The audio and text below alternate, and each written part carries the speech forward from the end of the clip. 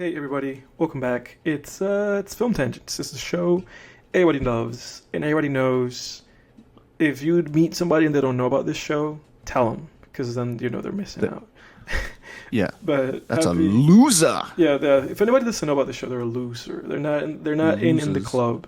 If they're listening to Yeah, anything other than this, no yeah. good. Everybody except us is garbage. But Ex- welcome back, everyone. Except our subscribers, dude. That means that like 99.9% of the planet is like everybody sucks. Yeah, 500 people in here, we're all cool. yeah. Everybody here is cool. Subscribe to Film Yeah. Tangents. If you're listening to this, please like and subscribe. And leave a comment about what you want us to watch next or anything that we say that you want to dispute or argue. This movie of the week this week is Beau Is Afraid. We're going to get into it in a few minutes. It was recommended to us by longtime viewer of the show, Mr. Lang. So I hope he enjoys this one. I'm giving him a shout out real quick in the first minute of this one so he knows, you know. But everybody, welcome back, Spooky Tangents. So sit tight. We're going to keep going on about scary movies. Before we move on, I want to start this episode with some rest in peace to a few folks that passed away over the past week. One of them being Diane Keaton. She passed away earlier this week, I think at like 79 maybe years old, I think. And just a great actress, you know. Obviously, like a great actress has a lot of iconic work through the 70s and the 80s and the 90s and even the 2000s. You know, with movies like Annie Hall, and one of my personal favorites of hers with what's his name, Angry Man. He's in not in Goodfellas and The Departed, the bad guy, Jack Nicholson. Something's got to give. Something's Got to Give. Personal favorite of mine of hers. Oh yeah, I like that movie too. Yeah. Yeah. So I know you liked that movie. yeah, I like that movie. I think I have it It's rated good. like maybe a little low, but I love that movie and I would rewatch it in a heartbeat. So I felt very deeply when she passed away, especially because she was kind of young, you know. Mhm. She was kind of young, or at least to me, it always feels young when somebody passes away, and it's like with, you know, below like the life expectancy like ratio, you know, because you know she wasn't really there in terms of like her life expectancy, maybe a few more years, you know. Yeah. But obviously, it would have been great if she had lived to be 100, you know. But rest in peace to her, and at least with her, and also with D'Angelo, who passed away a couple days ago. They leave a legacy behind them of a bunch of movies and a bunch of music. And yeah, again, the other one there is D'Angelo, who passed away, who apparently he had been battling like pancreatic cancer. And he did pass like quite young. Let me look him up, because D'Angelo Yeah. was like, I think, yeah, 51. Christ. Yeah. To me, D'Angelo is one of the greatest of all time in terms of not just artists, just in his music and the output that he has put out. I'm pretty sure that I covered all three of his albums here back when I was at the D's, like 2 or 3 years ago. And I have nothing positive to say about any of those, like Brown Sugar, Voodoo, you know, and then his last album with the Vanguard. Like I have nothing but praise, you know, to give to those albums. They were all beautiful albums. It's incredible that he only put out 3 albums, you know, like literally just 3 albums. Black Messiah, this is the one that he had with the Vanguard. It's incredible that somebody would put out 3 albums, you know, with the first one starting. And I know I think I think we had a conversation like this in college, where it was just like, can you believe D'Angelo, you know? That he would put out an album in '95, another one 5 years later, another one 14 years later, and then, you know, that was that. And it sucks to know that he had to be battling with those kind of health issues, and that maybe that's also why he wasn't maybe more prolific with music by the end of his life, you know. But again, incredible, just masterpieces of albums, and he'll be missed. Him and Diane Keaton, rest in peace to them. Yeah, it's that's scary, dude. Pancreatic cancer, Yeah, because there's like no way to screen, no good way to really screen for it because it's behind. It's like I think it's the positioning of the organ or something, but yeah, that's like one that if it you just nicks in. by the time they detect it, it's just like yeah, you're pretty much Yeah. done. Like, which is pretty scary. Yeah, that's That sucks. R.I.P. Do to those folks. do you remember like what MF Doom passed away from? I know it wasn't that, but Um, no, it was. I can't remember. It yeah. was some But he was kind of sick from weird something, health. right? Yeah, some kind of health Yeah, it was issue. some kind of health Yeah. thing. And I think there was some. There was at least a claim of not of like malpractice, possibly. Mm. Um, yeah, Yeah, but that was like Halloween of 2020, it and says then it was from announced New Year's Eve. angioedema. Okay, I don't know what that Following is. a reaction to blood pressure medication. So yeah, like you said, it's probably a little complicated with Doom. But again, Yeah, the reason why I bring him up is just that it's tragic whenever you have people like that just pass away because of some kind of like health related issue that you know that you wish in some way could have been preventable. Especially at such yeah. young ages as these guys were. But yeah, rest in peace to them. And we are going to jump right into the movie of this week, which is Beau is Afraid, Beau is Scared, Beau the Cowardly Dog. 2023, written and directed by Ari Aster. Um, his third feature film overall, following Hereditary and Midsommar. Um, and this movie was a 3 hour long big opus going through this, I guess, character's internal journey, internal and external, I guess. Um, Jake, what did you think about this movie? What did you think? What are your thoughts? And also, like, how long did it take you? Did you watch this in one sitting? Watched it in Two two for me. Yeah. sittings. Yeah. I thought it would be three, but I actually enjoyed this movie a lot more than I thought I would. So Hmm. the second sitting, I was just like, oh, I just want to finish this. Yeah. Because I was actually pretty engaged with this movie. Yeah. By the way, yeah, thanks again, Lang, for the recommendation. Appreciate it. I don't think I otherwise would have watched this movie, despite the fact that Hereditary is like one of my favorite horror movies of all time. I think it's Yeah. one of the best of all time Yeah. by Ari Aster. But then he came out with Midsummer, and I didn't think Midsummer was very good. Mid at best. Uh, just Midsummer was not mid. that good. It was like Yeah. really well It was made, well and made, yeah. the But it's like, filmmaking was great, yeah, but but the script was so mid. yeah. It, Starts off promising, yeah, it just but falls apart completely. yeah, nonsensical. Some weird subtext too. It's Yeah. like, what am I? It's like, am I really supposed to? What? I don't know. I don't know how he wants us to feel at the end of that movie. Yeah. I don't know, but so and then couple that with the fact that I just didn't think Beau is Afraid, just from the marketing, the Yes. posters, the I don't trailers. think they I knew was how like, to this market just this movie. yeah, I was just like, this doesn't look that good. Yeah. I was just like, surrealist movie. It looks like a Yeah. pain in the ass. Surrealist movies are kind of a pain in the They are ass to kind of a me. pain in the Like, ass. yeah, because there's some great ones. Like Being John Malkovich, I think is an excellent. John Malkovich Yeah. is Yeah. an That's excellent like the top movie. tier, isn't it? Kaufman Yeah, at that's his a peak. fantastic movie. Yeah. There's some others I could think of, but a lot of surrealist movies are just a massive pain in the ass and a waste of time. I like things with surrealist elements. I mean, obviously, I always mention Hannibal. It has a lot of surrealist elements, but I wouldn't consider that a surrealist story. It has a grounded plot. It's not really like Being John Malkovich, where there's a linear plot, but there are things that just don't that are dreamlike qualities that don't mesh with our world, that are very fantastical and such like what you'd call a soft magic system, so soft that it's essentially dream logic. So anyway, all that being said, I probably would not have watched Beau Is Afraid like Yeah. ever, to be honest No, with you. this was on my to watch list. Admittedly, not because of Ari, same as you, because I had lost like, and we'll get into this, but it was because of Joaquin. I was like, well, Joaquin's in it. I want to watch the Joaquin movie, and it obviously, and then the other part of it's like, oh, and it's with Ari Aster, and then maybe I should give this guy another shot. So there was kind of like a mix of that, but I was not like running to watch this movie. There's some Joaquin movies that I've not seen that I've just kind of, like Napoleon or like that movie Come On, that are just kind of like in the back burner. It's like I'll get to those. Or Joker 2.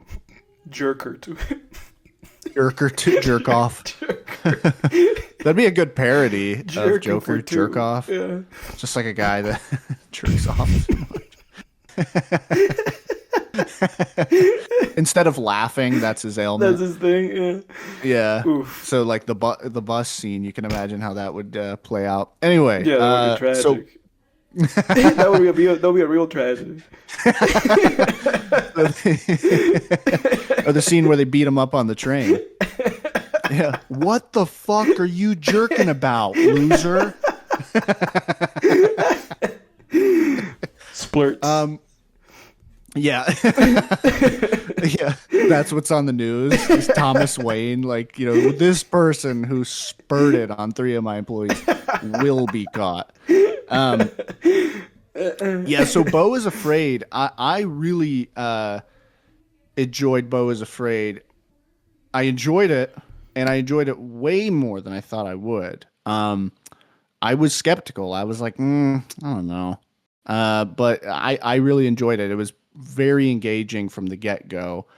The surrealist tone and style, I thought, were perfectly utilized to paint the picture of what living with anxiety is like. So, like, I used to suffer from OCD back in the day as a kid.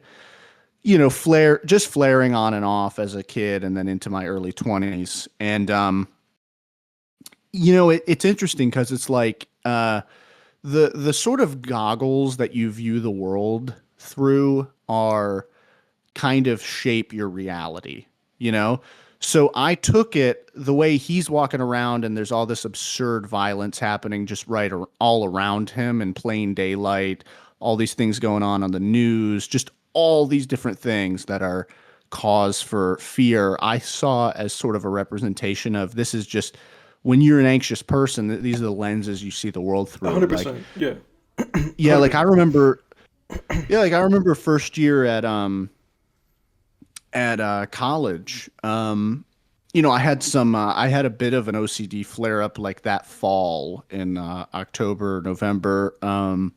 OCD, generalized anxiety too. Like sometimes some of my episodes I think were more like generalized anxiety versus OCD. I'm not going to get into the weeds on differentiating those. But yeah, I had kind of an anxiety spell in fall of my first year of college, and I just remember like us walking past.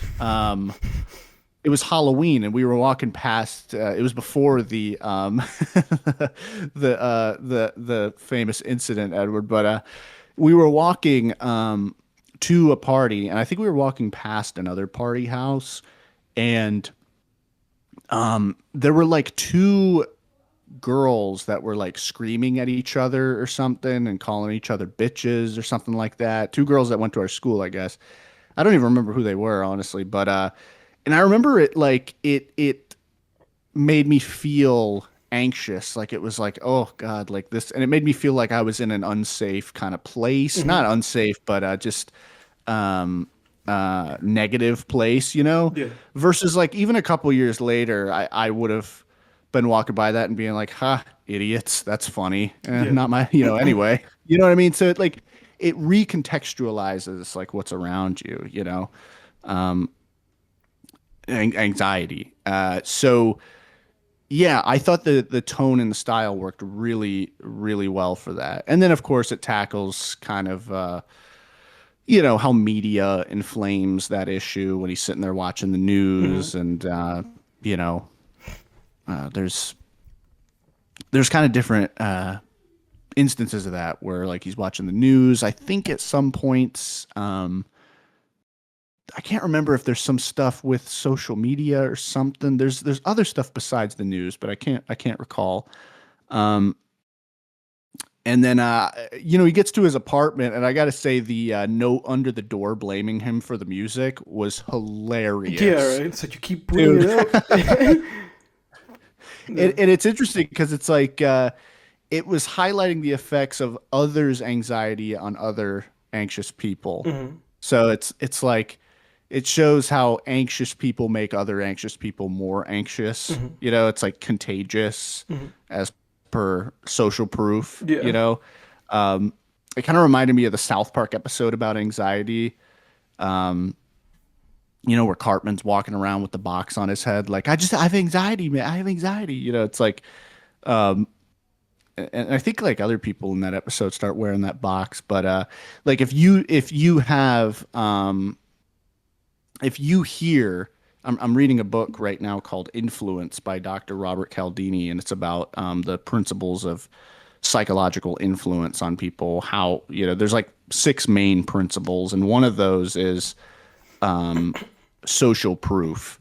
And it's basically like, well, when you see what others are doing, you kind of follow it. Mhm. So the most basic example is if you go into the middle of the street or the middle of a sidewalk and stop and just look up at the sky, other people are going to stop and start looking up Right, for at the sure. sky. Yeah. That's like the most basic example, but there's other like macro examples too. Like one of the most disturbing examples is if a noteworthy person self deletes, then people, especially people like that person or who identify with that person within those demographics, Mhm. the rates of self deletion are going to go up Mhm. Mhm. over I believe a period of 1 week. Yeah.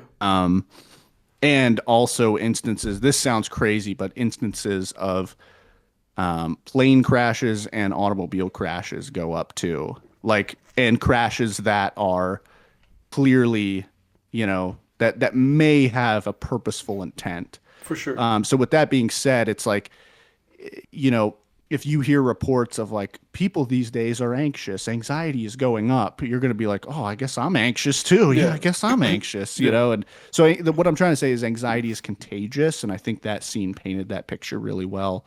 And I was roaring when he threw that other note under the door and he said, I ask you to turn it down and you turn Turn it it up. up. Like, dude, I Yeah. was roaring. Yeah.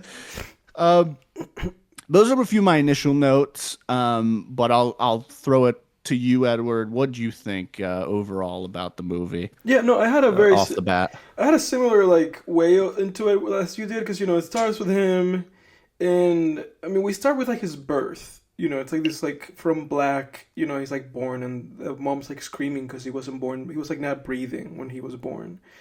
Um, and funnily enough, like from that black screen, we get an idea of his mom because immediately she's like very overprotective of him.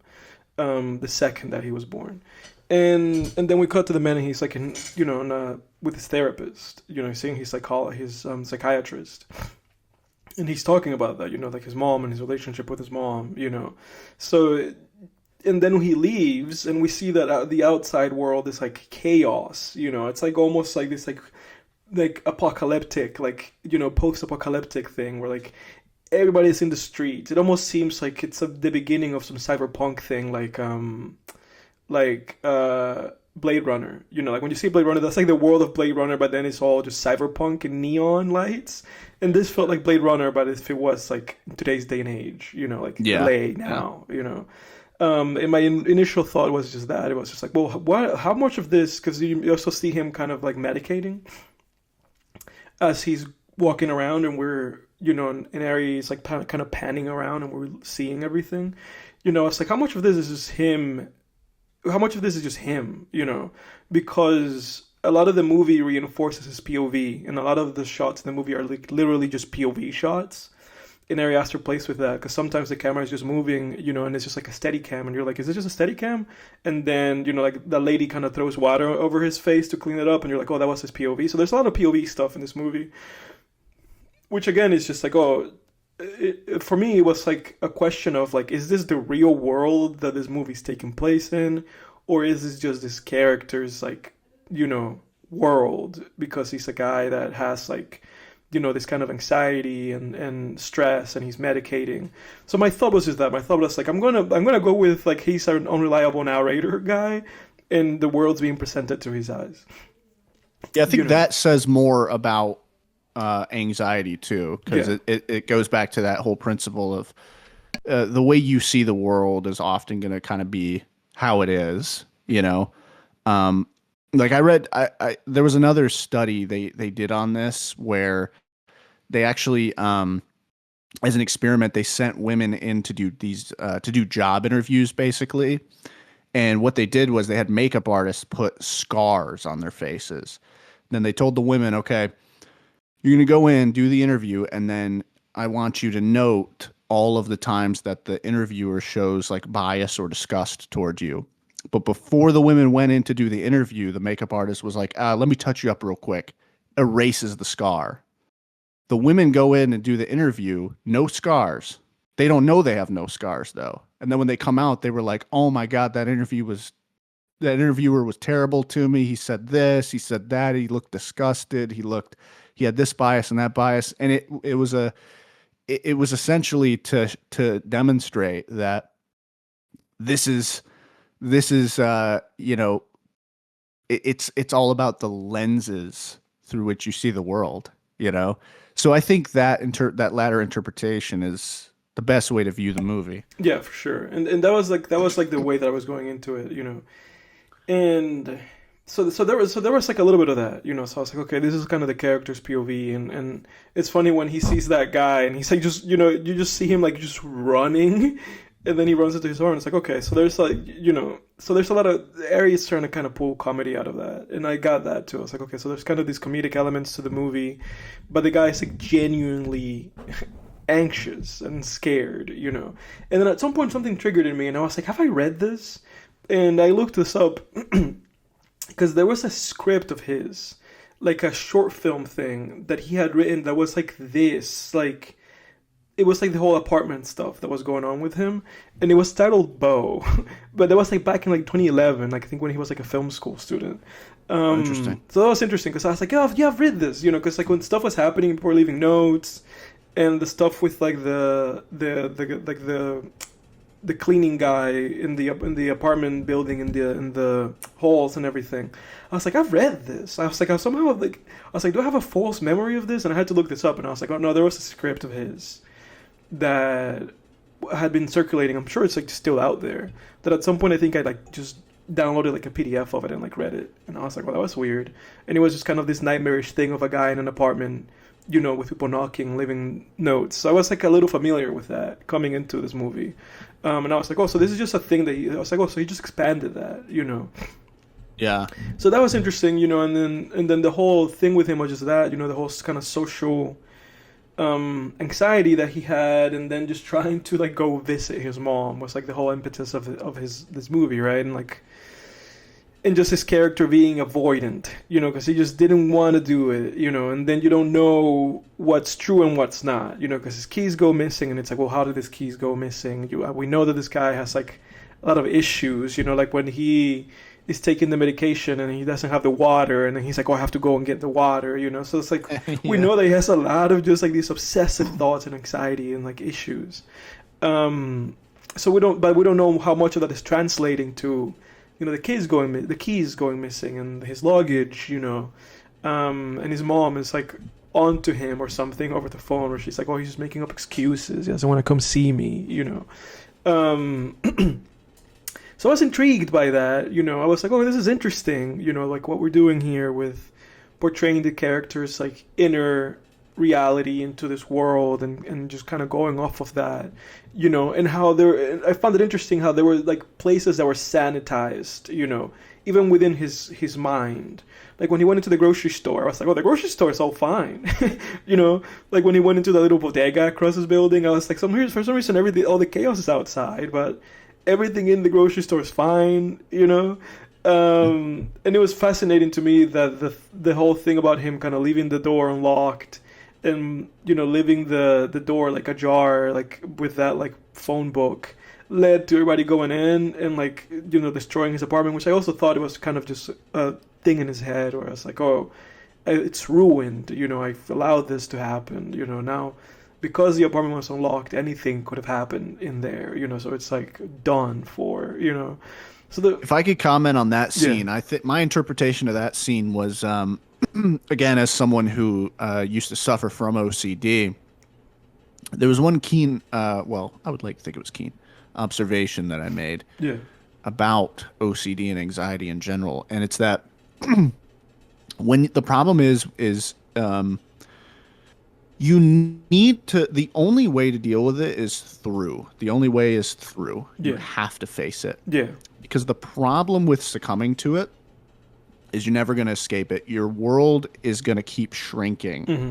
And no matter how much you shrink and what I mean by that is even if you stay, you're just so anxious you start Indoors. staying in your house. Yeah. There's going to then be something that you are going to be afraid of. So, my example is back, the worst OCD episode I ever had was in the summer of like 2018. And it was, my OCD was basically revolving around driving. I was terrified I was scared in general to drive. I just started to become afraid in general of driving and getting into an accident and basically getting hurt or dying. Basically, that was my big thing. And if I had to drive more than like 30 minutes, I was like, I guess that might be the day I die. Like, because I'm going to get into an accident and someone's going to kill me, Yeah. Contrast that now, like if I have like plenty of, I go to my parents' house an hour and a half away in Greenville all the time. I never think about that anymore. Yeah. So if I can give some people hope, if you're just struggling with something like this, like you can get over it. Yeah. I think I don't have thought fucking one about that shit anymore. I feel really happy for you, dude. Thank you, man. I appreciate it. But so to go back to 2018, what I started doing was just avoiding driving, and you'd think that would solve it. I didn't completely avoid driving, but I would avoid driving long distances. And then that led to me sort of avoiding driving quite a bit. Like I remember, because it was like the first 3 years of college, I didn't have a car with me. I didn't have my car until that fourth year that we were there. Yeah. And so that third year, which was after the summer of 2018, when I went up there, I was like, okay, good. I don't have a car, so I don't even have to worry about driving. The problem is my world shrank. So then my OCD was like, well, now we're going to fucking worry about sleep. Yeah, it was targeted something else. Yeah, it was like, so there's no, so then it became like, oh my God. So what I started doing was obsessing over sleep. How much sleep am I getting?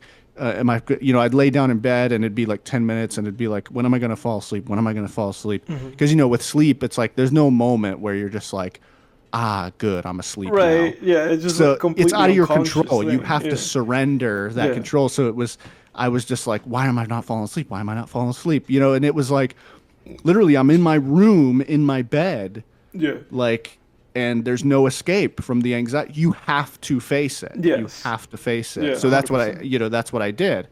I had to deal with it.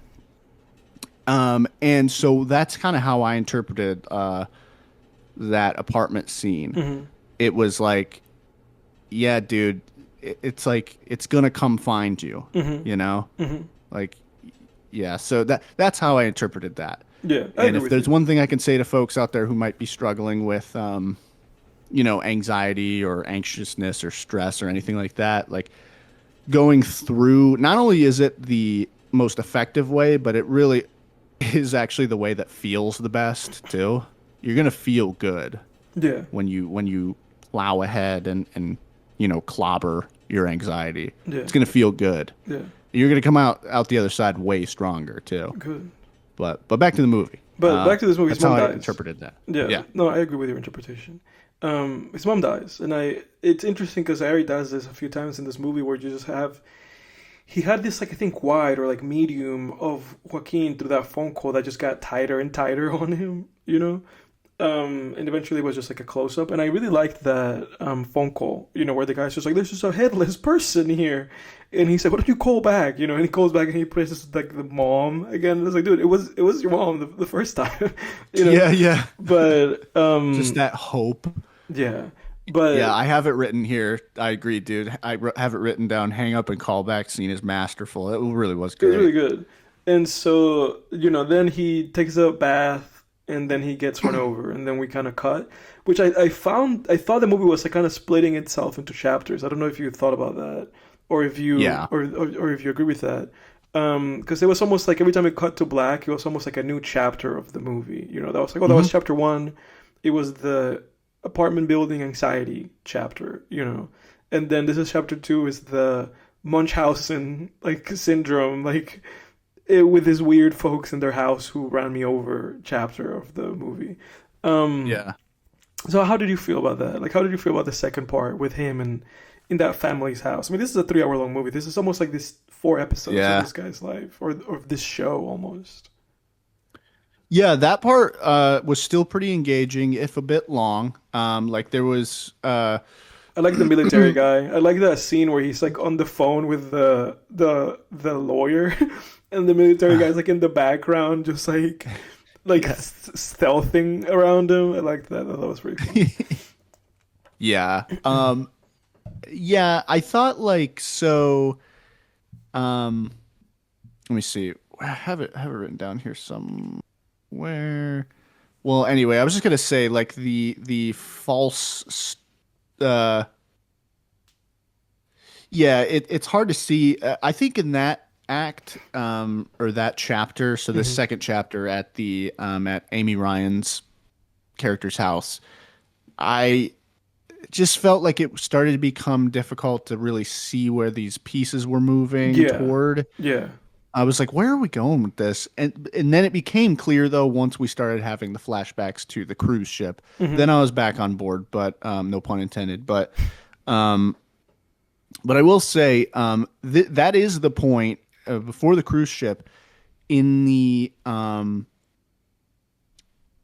in this chapter where he's in the house. That's actually the point where I figured out that he had a twin brother because the girl keeps saying to him, like, she said it to him like 5 times, like, you're trying to replace me. You're trying to replace me. And I was like, oh, he had a sibling or something. So that is where I gleaned that bit of information that ended up being correct. But yeah, like the false start with they start going to the airport and he hits the weed and then they go back. I was like, all right, what are we doing here? Yeah. Started, but I was back on board again when we got to the cruise ship flashbacks. And at that point, the moment I realized that his mom was probably molesting him was when they were at dinner. It was even before they were sleeping in the same bed, really inappropriately. But it was when they were sitting at dinner and his mom starts commenting inappropriately about the other girl. Yeah. Because it reminded me of this novel. I read this novel over this past summer called Tampa by Alyssa Nutting, I think is her name. It's a very controversial novel where the main character is a female middle school teacher who preys on her male students. Like one or two, or two of them at least over the course of the book. And what was interesting about that book, one thing that was interesting about that book was during class discussions, the teacher will shame. She'll like sit there and shame and kind of pick on the female students because she's jealous of them. Yeah. Because the middle school boys want them, they don't want her. Yeah, the mom was doing that to that little girl. Yeah, exactly. And that reminded me of that book immediately. If you have the stomach for it, check that book out. It's obviously really controversial, but very interesting. And the main character, I will say, in that book, you're not meant to like her. So don't go, like. With don't let it way of into that book. Yeah, no, it's not like there's not a Walter White thing going on where it's like, oh, I could see. No, she's a fucking piece of shit Yeah. asshole, kind of over the top at times, where it's Yeah. like this woman's really freaking evil. I think the author even said that the she was meant to be like the Hannibal Lecter of female predators, which I was like, yeah, that about sums it up.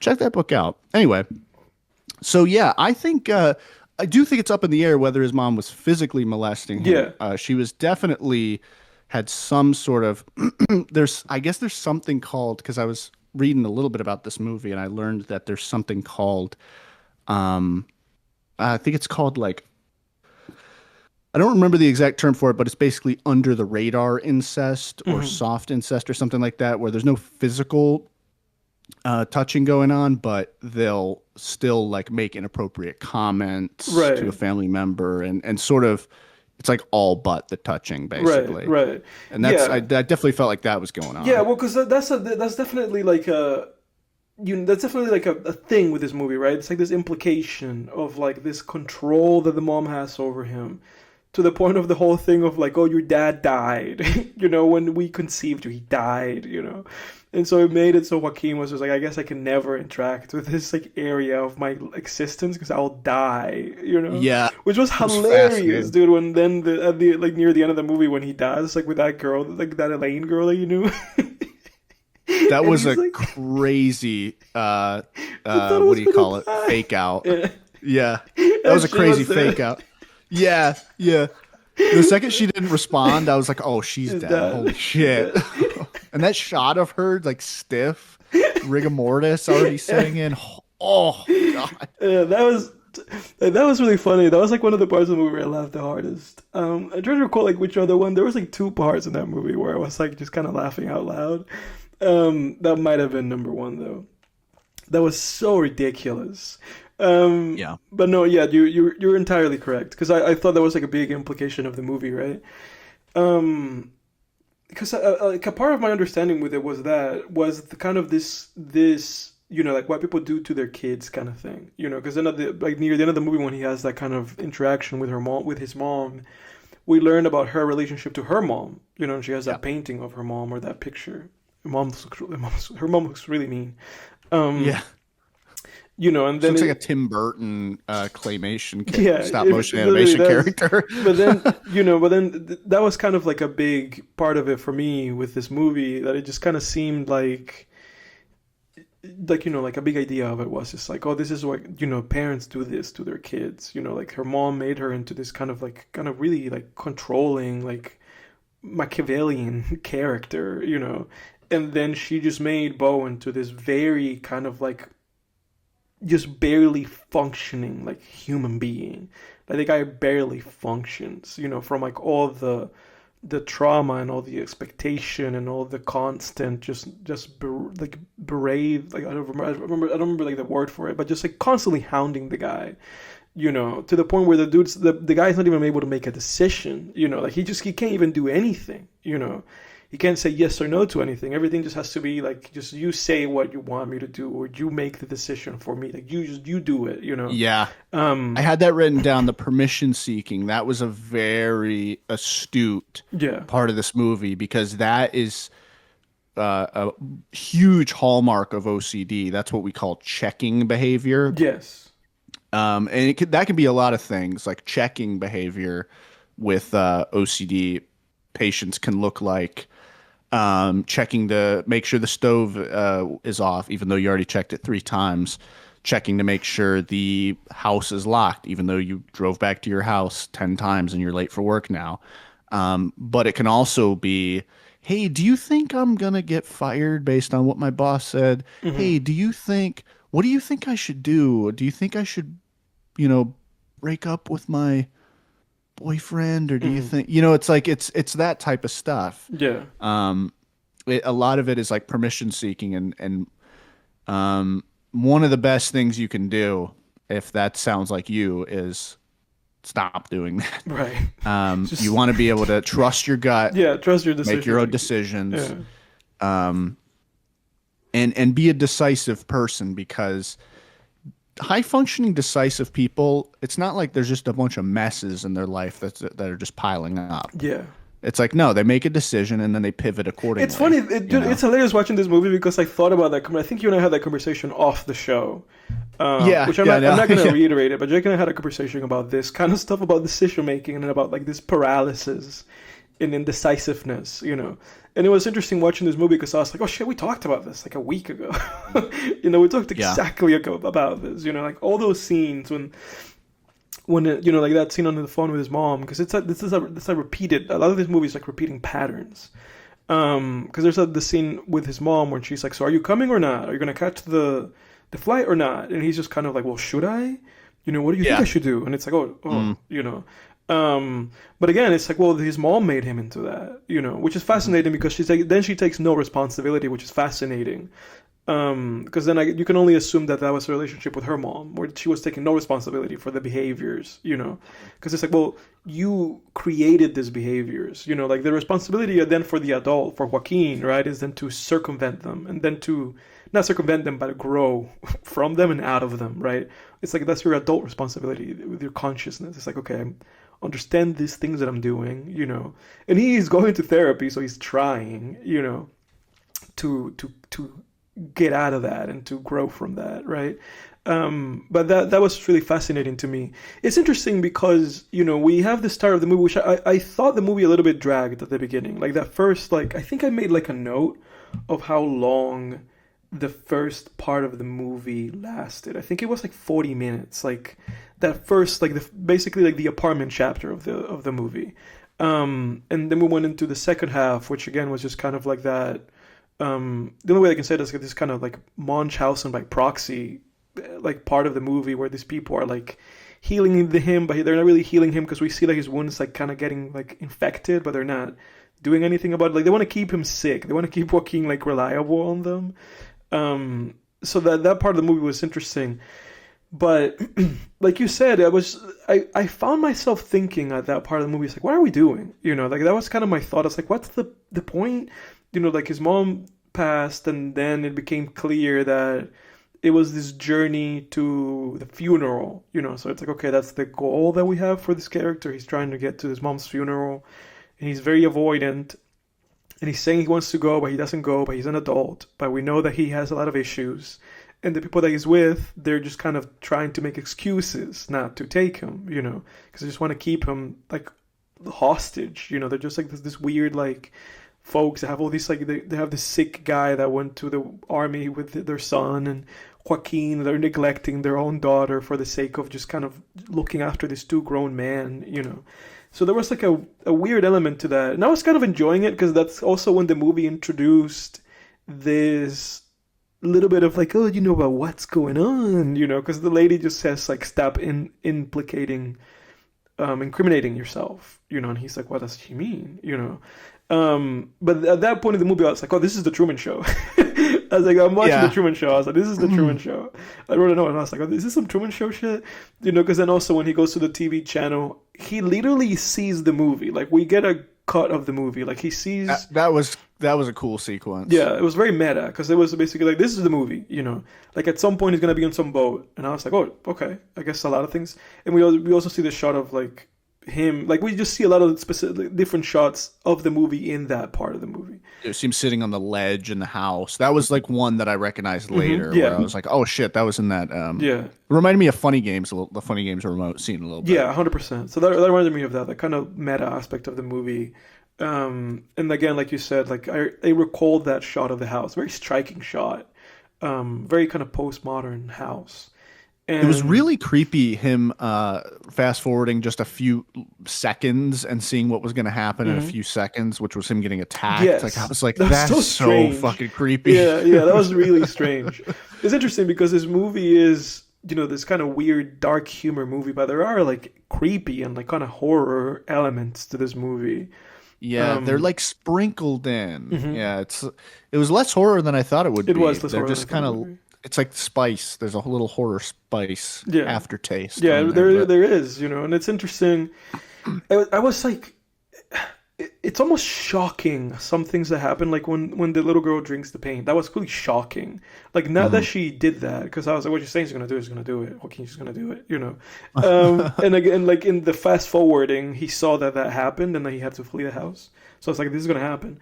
But the body, like, it was so weird, that scene where like just like the mom kind of handling the body and like trying to resuscitate her, because I was like, oh, this is weirdly like too real. Yeah, like, yeah. I got too real. I was like, this is weird, you know. But then he flees the house, and we have this third chapter of the movie, In the Woods chapter. What do you think about that one? That's when it dragged for me. That was dragged. The woods. Yeah, although was just I did like. This was a 22-minute sequence, actually. Like that whole kind of like animation, like not even animation, play. But I'm sorry. The play you're talking Yeah, about? the play. I like the play sequence. Like, yes, I did too. Yeah, you know, he starts watching the play, and then he sees himself in it, and then we go into that journey with him where it's like, I forget the term of it, but he's there, and then there's animation around him. I forget the term for that. I can't believe I'm forgetting the term for that. But I really like that sequence. I'd be curious what that is. Yeah, what was your interpretation of that sequence? Well, it was interesting because, you know, there's that guy that he sees kind of following him. That guy that keeps, like, he's like, who's that guy, you know? And then he sits on that log, and they say to him, like, oh, you could be participating on the play, so we'll give you a little wardrobe change, you know. Weird group of folks living in the forest. And then he sits down to watch the play. I really liked the play, and I liked, again, how they played with, like, Joaquin's POV, which sometimes you see it from like, where he's sitting, and then some others you just kind of see it playing straight to the play. So I like that. Ari Aster's great at POV shots. Yeah, he is great. Because he films them with, like, Steadicam. So usually a POV shot is, like, handheld, it seems, but he does them very smoothly, and there's something weirdly unsettling about that. Yeah, and it's tricky. You know, it's tricky. I commented on that before, but it's tricky how... Because sometimes you lose perspective of what is and what isn't. You know, sometimes you look at them and you're like, is this a POV shot or is this a shot? You know? Which I like those kind of tricky shots. I like those, like, is this a POV or isn't it? You know? Tyler, the Creator, that's a really inventive one in, like, A Boy Is a Gun, I think, the music video for that. I always liked what he did with that. It was like a fake out POV shot, but regardless. I like that play, and it's interesting because it reminded me of an episode of Adventure Time where Finn is like in like a pillow fortress thing, and he gets like lost, or he goes inside of a pillow, and he lives like a whole life. You know, he lives like his whole life. You know, Adventure Time is an 11-minute show, but they do a lot of great storytelling in it. He lives like a whole life where he has like a whole family, and he grows old, and he like dies. And at the end of it, he just goes back to Jake the dog, and Jake's like, hey man, you were in that pillow for a long time, you know? And you're like, oh jeez. And Finn's like really disoriented because he had like a whole life, you know? But that reminded me of that. Fuck, I can't believe it. I keep forgetting the term for that. Like kind of animation. Like, Linklater did it in like the Waking Dream movie, whatever the heck the name. So like chroma key or something? Yeah, I forget like the term for that. Whatever. But, you know, I really liked that. I really liked that whole thing of like, oh, you know, the narration. And that narrating weird angel thing was really creepy. Like the mask that it had was really creepy. Oh, yeah. Yeah. But, I mean, I enjoyed it. There were parts of it that reflected the narrative of the film itself, where, you know, they're like when he goes in to see the play, I was like, oh, that's kind of what Joaquin's doing right now, you know. And this old man version of him is doing the same thing, but also there's elements of that kind of like abstract little tale that just very clearly were like one-to-one with the movie we were watching. I forget the very specifics though, but you know, he has like this big family. It's like, it almost seemed to me like this kind of idealistic thing of like living the ideal life, you know, with the expectations. That's kind of how it struck me. That it's like, oh, this is kind of what this guy would like to have, or what he feels pressured to have, you know, like to find a wife and have these kids and like live out like a purposeful life, right? where he has a skill, and like it kind of seemed like that, this kind of idealized thing that he can't have, and he doesn't have it, but it's almost like he wishes that he had it, and it's like the society that he's living in wants him to. That's like what they want him to do.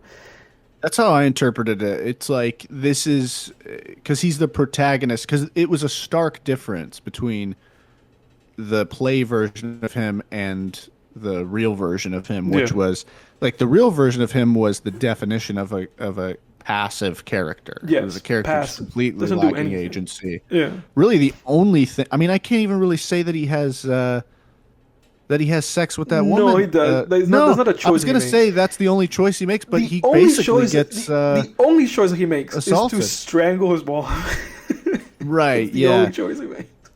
Yeah, and that's so with the play. That's how I interpreted it too. It was like this is who, he would be if he didn't have anxiety. Yeah. Essentially, Yeah. It's like this is a life of agency. It was almost and like there's still hardships in it, but at least you're taking control where you can. Exactly. It was almost like a commercial. It was almost like when you watch one of those like take this medication commercial. Oh yeah.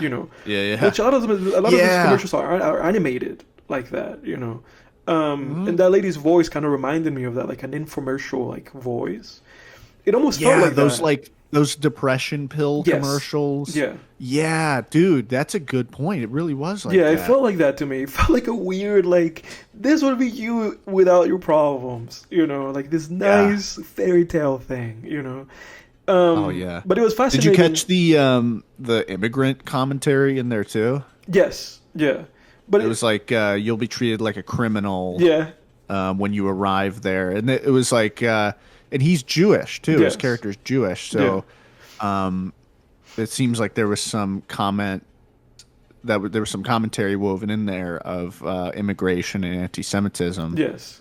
Yeah. It's interesting because I did read a little bit on that, and it's funny that you say that because Ari said that he wanted this to be like a Jewish Lord of the Rings. I find that interesting. Yeah.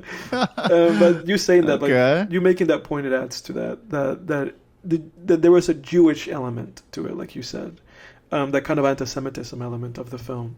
But again, it was fascinating because the whole ploy, like the whole kind of escapism element of it, crashes for him when he's confronted with his own reality, right? Because then he hugs his kids and they're just like, "Oh, Dad," and he's like, "Well, I couldn't conceive you guys," and they're like, "Well, then how are we here?" And the whole thing just kind of like evaporates and he's back, because it's like, crazy. You couldn't have lived that life because you have this weird thing in your head with your gigantic balls, that you think that if you do this you're gonna die, so you're just like festering, like a wound. Like you're just like the wounds that he has. You're just a festering problem, and even this dream life that you just thought of in your head cannot exist. Cannot possibly exist. Because life feels it can feel pretty meaningless when you're that anxious because the anxiety's holding you back, and it's not just the pain of it, but it's the time and agency that your anxiety steals. Yeah, because it's not the real you. You'd want to be something else. Yeah, without it. Yeah. What's interesting? I kind of just thought of this as you were talking about when you said that Ari Aster wanted this to be a Jewish Lord of the Rings. Yeah. It's interesting because Judaism is ripe with rituals. Mm-hmm. One of which is we learn in this film is that or what was it? It was in the Jewish tradition you were supposed to be buried as soon as possible after your death, right? Yeah, but he keeps his mom. The problem was right, and the longer that happens, the more shame it brings, or something like that. So the ritual is that the body needs to be buried as quickly after death as possible, and so Judaism is ripe with rituals. There's lots and lots of rituals. Christianity has them too. But what else is ripe with rituals? OCD is ripe with rituals. It's individual for different people. A lot of people count. I had times as a kid where I would count to the point of driving myself absolutely insane, counting my steps, Yes. counting, oh, my ritual is that when I, close the door, I tap the knob twice or something, just different things like that. So kind of a parallel there. Yes. I don't know what he's trying to say with that, but it's interesting to think about. Yeah, but it's fascinating. Like this part of the movie that was kind of like it was almost like this little like folk tale, like Yeah. little kind of like magical little part of the movie, right? Like with these people in the woods all dressed in customs. And again, Yeah, this it's movie. it's less of a mythology. Sorry, I was gonna say Oh, go it's ahead. less of a mythology and more of like a tall tale. Like Yeah, it's less Old Testament, it's less Greek myths and more Paul Bunyan or something.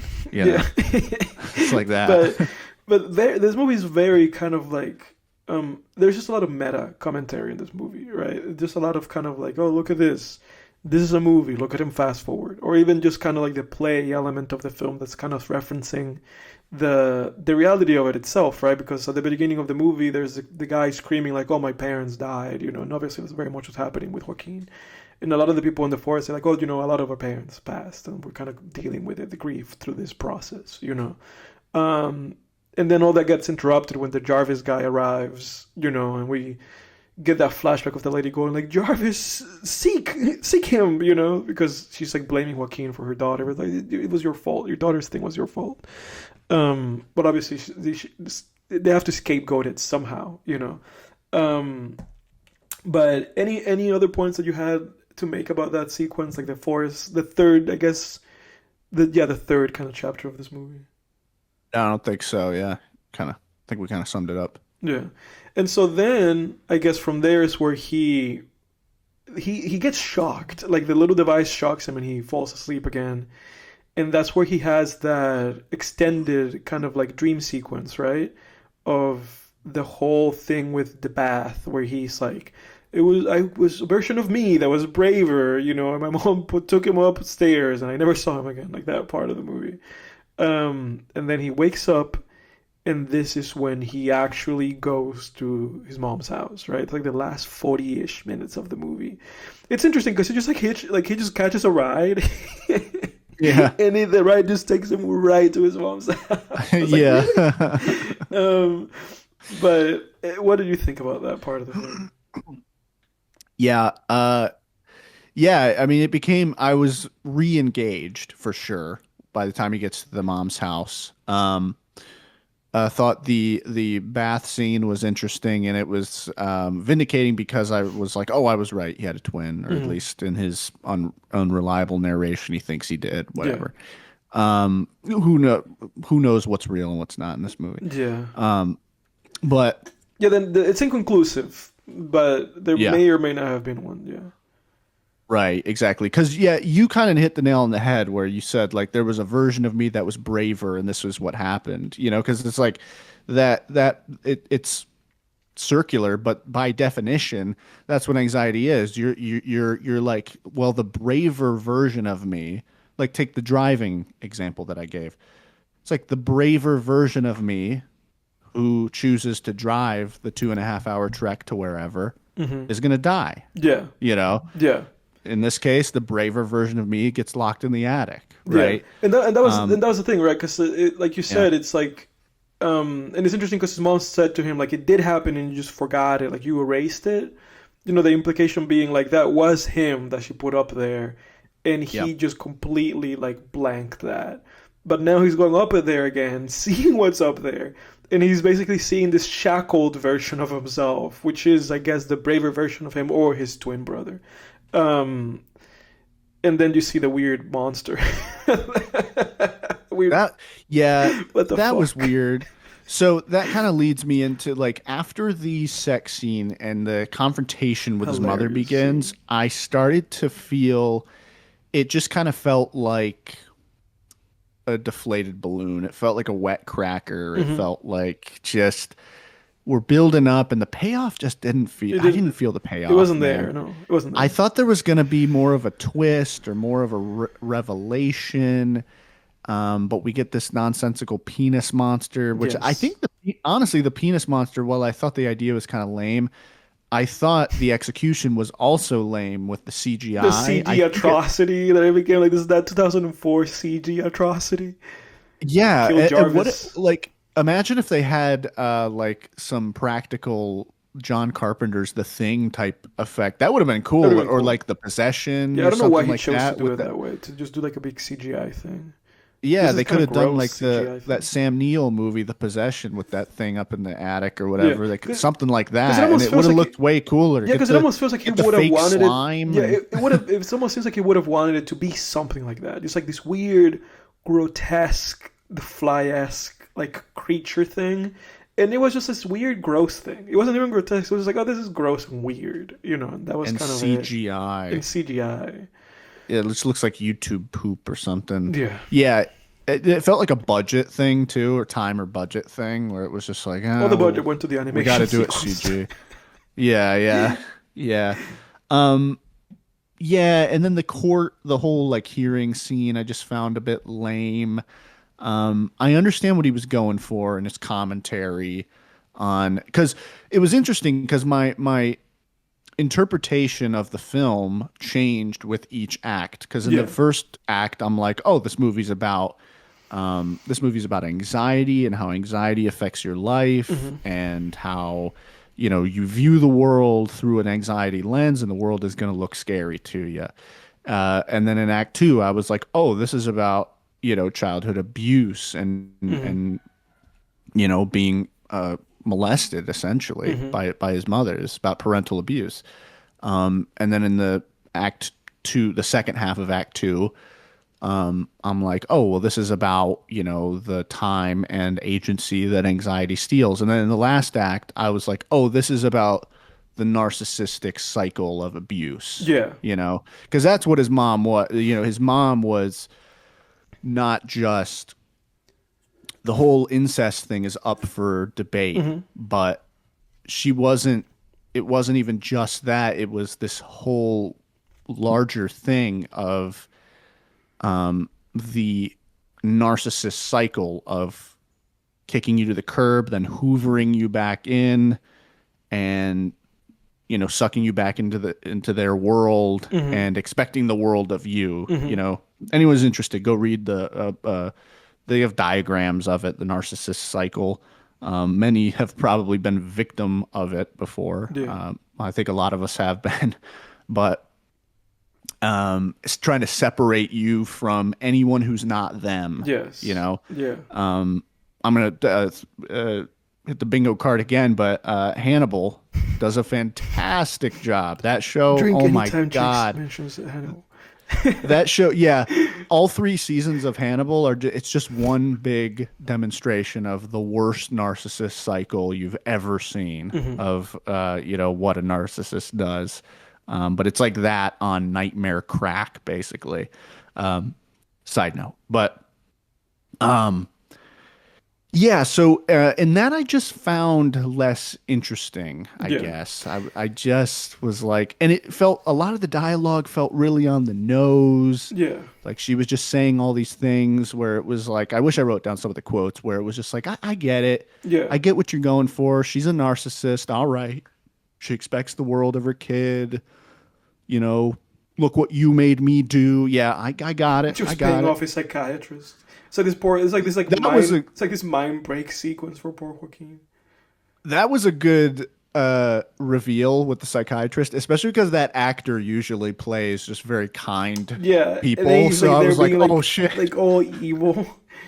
Yeah. Ari Aster really likes, because that guy reminded me of the cult people at the end of Hereditary with just the smiling, like just the this weird big smile he had. shit-eating grin. Yeah. Ari Aster has a thing with smiles, I guess. He does.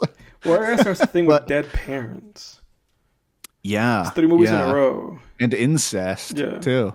Because this did remind me of The Strange Thing About the Johnsons. Yeah. This actually felt like a return to form. It almost it felt really like did feel like a return to form. The style felt like that. Yeah, it reminded me of, that's why I said that, because I had read that old script he wrote like in 2011, where it really did feel like, oh, this is a return, like you said, a return to the weird, there's like weird stuff, It's like he put it on pause. But yeah, no, he has like, it's interesting to make 3 movies in a row and have the same obsessions. 3 movies in a row. That's 3 movies, Hereditary, Midsommar, and this movie, and have the same obsessions with the whole dead parent stuff and Yeah. and again, just like the whole kind of like generational thing with the parents treating the child a certain way, and then this happening or hereditary kind of stuff. Yeah. But go You on. ever notice too, the through line in all of Ari Aster's movies, including The Strange Thing About the Johnsons, they all end with a ceremony. Yeah, You ever they do notice end with that? ceremonies. Strange Thing About the Johnsons, Funeral, Yeah, Hereditary, Demon, Awakening, yeah. Midsummer, Sacrifice, and then this one. I thought it was going to be the funeral because I was like, oh, this movie's probably going to end with a ceremony. It wasn't a funeral. It No, was the court the hearing, trial that they have um, for him. the trial. Yeah. Yeah, kind of interesting. It, wa- Interesting it, wa- through it was line. funny because I did see that coming because this movie, whether it's based on it or not, and I have to maybe do a little bit more research on that, reminded me very much of like The Stranger by Albert Camus, like the novella that he wrote. The Stranger is a novella by Albert Camus that he wrote like in 1942, and it's an absurdist work.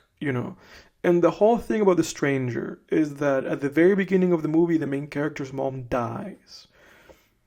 That's how the book starts. And the book makes an effort to showcase that the character, the main character, he doesn't mourn his mom in a way that is conventional. Like it's conventional to do this thing and that thing and this thing. To dress a certain way or to not drink Coca-Cola or whatever, and he does all the unconventional things. And people kind of note that about him, like, oh, that guy's being weird. His mom died, but he doesn't cry or anything. And then at the end of The Stranger, he goes on a trial. But in the book, he kills a guy, and he's on trial for that. But then it becomes clear that they're really trying him because he didn't cry at his mom's funeral.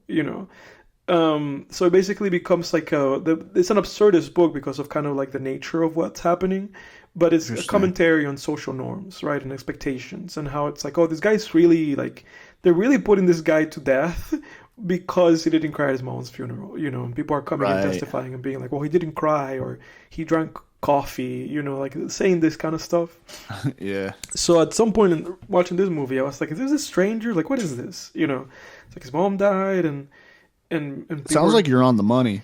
people are like really dissatisfied about it, and then he has a trial at the end. It's like literally, it's literally the same thing. Like at the very least, like those pieces of it, and then they trial him, and they show him like, oh, he was a bad son, and then he dies, and I was Sounds like, like you're dead on with that. yeah. So I don't, I have no idea. I've not really read up on this movie enough to know whether or not like Ari that was like a piece that was like an influence on him.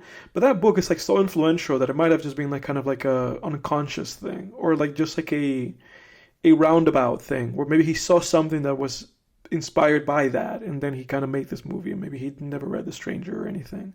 But I would be surprised if we never read The Stranger because it's like the similarities, like the literal one-to-one similarities between this movie and that book are very specific. Even ending in a trial and the main character like dying are very specific, Yeah. And the main character's mom dying, it's like it's all the same. So It when looks like a lot of people have talked about this, yeah. but I don't see anything about Ari Aster confirming it. Yeah, I doubt I don't think Interesting. I doubt he would confirm it. But dude, Yeah. it's like 1-to-1. I was like, oh, dude, you just aped The Stranger and then put all your bullshit over it and then just made it into a movie.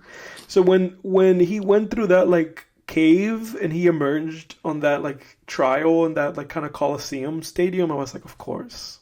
I was like, of course. Yeah. We're also ending this like the book. They're gonna trial this guy. Yeah. But yeah, I don't think I have much more to add. Like that was kind of the biggest thing for me. It was just like, oh, it's just this, he just wanted to make The Stranger, and he just kind of fed it through all his obsessions and the things that he keeps kind of like repeating, which kind of felt trite to me by that point in the film. By that point, like by watching the third movie by this guy, and then being like, oh, the headless person and the dead parents and and the grieving and I was like, dude, you've made 3 movies. It's 3 movies with this stuff, you know. So I was kind of, I felt kind of tired by that, honestly. Yeah. And then this movie was just really long, man. Like this was a really long movie, and a lot of parts of it are hit or miss, and a lot of parts of it just don't go anywhere. Like, you know, like when he's living with those people in the second half of the film. Like I understand that each point of the movie makes a point or extrapolates something about like his condition and what's going on with him. But I was just kind of like, what's the point? You know, like we spent a long time through the first chapter, like kind of that apartment chapter, you know, and then a long time with the people and a long time in the forest, you know, and then we get to the conclusion. Like you said, the conclusion just felt like kind of like a wet blanket, and it also felt really predictable in my head, just because I was like, you're copying The Stranger and you're putting it into a movie, and it had this exact same ending. To the point where I was like, what was, you know, the point where I was like, what's the point? You know, like I was like, what's the point? Like I understand that you're stressing kind of like the pains of this character, right? But all that he does at every turn in this movie, all he does is just kick the character while it's down. You know, like at every opportunity, he kicks the shit out of Joaquin's character, you know. And even the only thing that he ever does, seemingly in his life, which is like trying to like just choke his mom, it results in him being trialed and he dies at the end of the movie. And it's like, what's the point? You know, like I just found myself thinking the whole time, like, is this the point that society sucks and that these people like Joaquin? There's really no understanding them. It's like the Jokers, like, oh, we live in a society, you know. But it's like great, you know, but it's like 3 hours for this, you know. Yeah, I thought I didn't really see. Yeah, I don't think it was a societal commentary. I really think it was a commentary on lacking agency. Like this is what, you know, this is what comes. It was kind of a thing of a way of saying this is what comes of lacking agency in your own life. Yeah, you no, know, and not getting the hell away from someone like the mom. yeah, no, and I agree with that, but I do think that the societal element is part of the movie. Like by the end of it, because by the end of it, you almost have this, like the trial of him almost mirrors like an audience in a movie theater, right? Where you have like a whole audience of people, you know, and it almost feels like you as an audience member, you're like part of that, you know. Yeah. And all everybody's doing is like cheering, and then when he dies, everybody like leaves. It's almost like it's like a movie theater. Everybody leaves, they get up and they leave, and the credits are like rolling over that. So it almost felt like that to me. Like he was like at the very end of the movie, he was trying to make another point, and he was like, but also these type of things for people that don't give a fuck about it, and it's just like kind of spectacle for them. They just point a finger at it, and when it that's true. And when it stops being That's a good amusing, point. they get up and leave, and it's the end of the movie. The guy's dead, get up and leave. So it kind of felt like that. It felt like this weird meta, like I'm Ari Aster, like I'm a smart man. Take that, audience. You know, you don't understand anything. You're just here for the amusement. You know, like it felt like a weird cheap. Eat it, take it. Like it felt like a weird cheap funny games. You know, where it's like just him in contempt of the audience and being like, you just don't. This is all just shits and giggles for you. You're just here to be entertained. Isn't this entertaining? You know. But again, by the end of this movie, and after all that shit happened, I was like, I don't give a fuck, dude. Like, I was like, you've wasted my time. Like, I don't give a fuck. Like, there are parts of this that were fun. There are parts of it that were entertaining. It's cool to talk about it and think about the movie, but yeah. This definitely has opened a can of worms, though, because I feel like we have had a really good discussion about this movie. I think that says something. Yeah, 100%. About the merits, the intellectual merits of this movie. This movie has intellectual legs. Yeah. I think. One thing I was going to say too is one thing that I found when I learned it, I was like, "Holy shit, that makes so much sense." But I learned that guilt is kind of like the twin brother of OCD. Yeah, like guilt and OCD are like he writes guilt. Oh, does it? I didn't even notice that. Yeah, he does. Oh, I should. Okay, interesting. That would have come to me sooner. He writes guilty. You know, when Joaquin like is talking, it's like within the first 5 minutes of the movie. Oh yeah, doesn't Joaquin say he's guilty about something in that first scene too, or I can't I remember. forget. I think he may says he feels guilty or something. Yeah, well, it's interesting because I spent way too long in certain, and I know this is like most people have had this experience and it's just part of life, it's part of who we are. But like in my late high school and college years, I spent too much time in a number, two or three that I can think of, like two toxic friendships and then one toxic relationship that I spent too long in, and a lot of it was guilt, Hmm. and it's part of your OCD loop, Yeah. it's part of that anxiety loop. You don't generally think of guilt and anxiety in you kind of put them together, but it's not always readily apparent. It's not always super intuitive, but it makes a lot of sense because it becomes part of your loop. Like, oh, well, what if by you know I mean, I had a really I had a really toxic relationship in college, that was toxic for at least a good like year and a half. And Yeah. I wanted to get out of that so bad, man. But I just remember like a Feeling lot of guilty. my thinking was Yeah. like, What if I do yeah, this it and was this just like, oh my happens? God, Yeah. what if I ruin her life? Yes. Yeah. And you got to, again, that's a line of thinking you got to drop. It doesn't mean don't feel uh, guilt or empathy for people, Yeah. care about people, but also that kind of thing is like, yeah, it's really not up to me. Like, it's not really. She can choose to ruin her own life if I, you know, break up with her, but Yeah. that's on her. Right. I mean, Right. so yeah, a lot of self help in this movie. I Yeah. feel No, like. like you said, it's interesting, and like you said, it really does like kind of open the door and enable a lot of kind of conversations about this topics. Sucks though that the movie is so kind of like abrasive, and that nobody saw this. This is a commercial. This is a failure of a film. Yeah. Like it didn't make any money in the box office.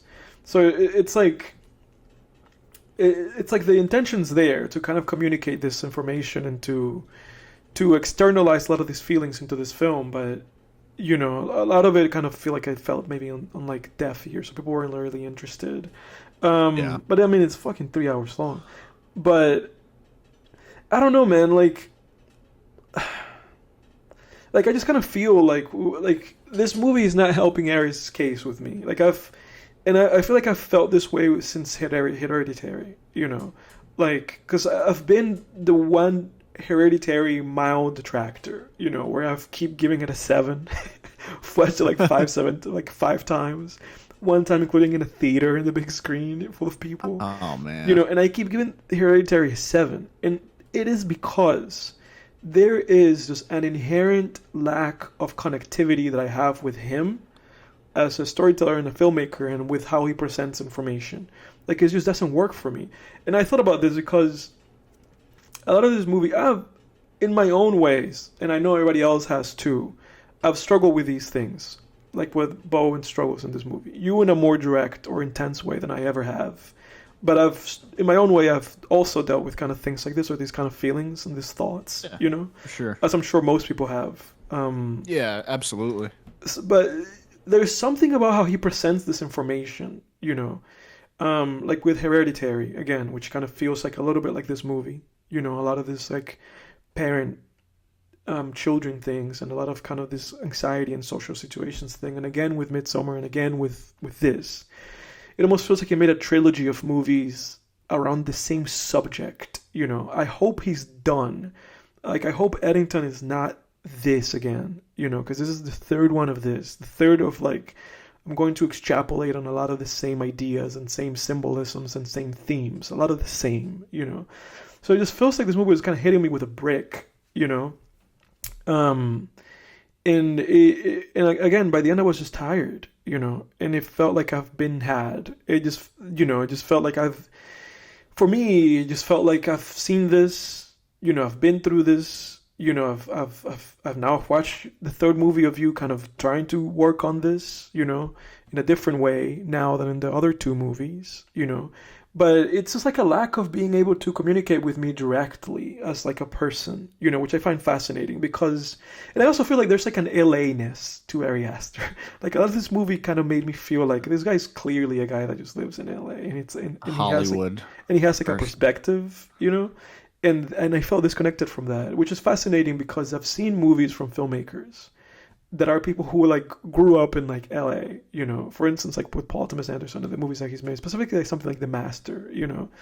And what I'm trying to say with this is that it's like I don't have like an inherent inability of connecting with people just because of have a different background from myself. But it feels like with Ari Aster, it's like I just can't connect with the guy. This is like the third movie of him being like, this is my thought process. These are my traumas and my issues. You know, it's like trauma dumping on me. And it's like, this is my issues and this is what's going on with me and my thoughts.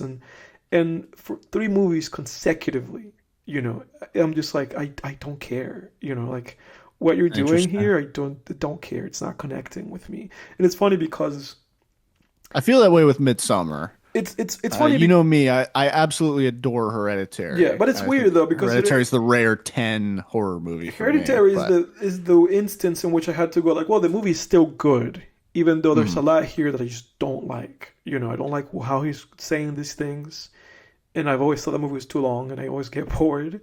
But Hereditary is the exception because Hereditary is a movie where I go like, but this is good. I can't deny that there's good here. You know, Midsommar was just bad. And with this movie is just another instance of like, there's cool things here visually, right?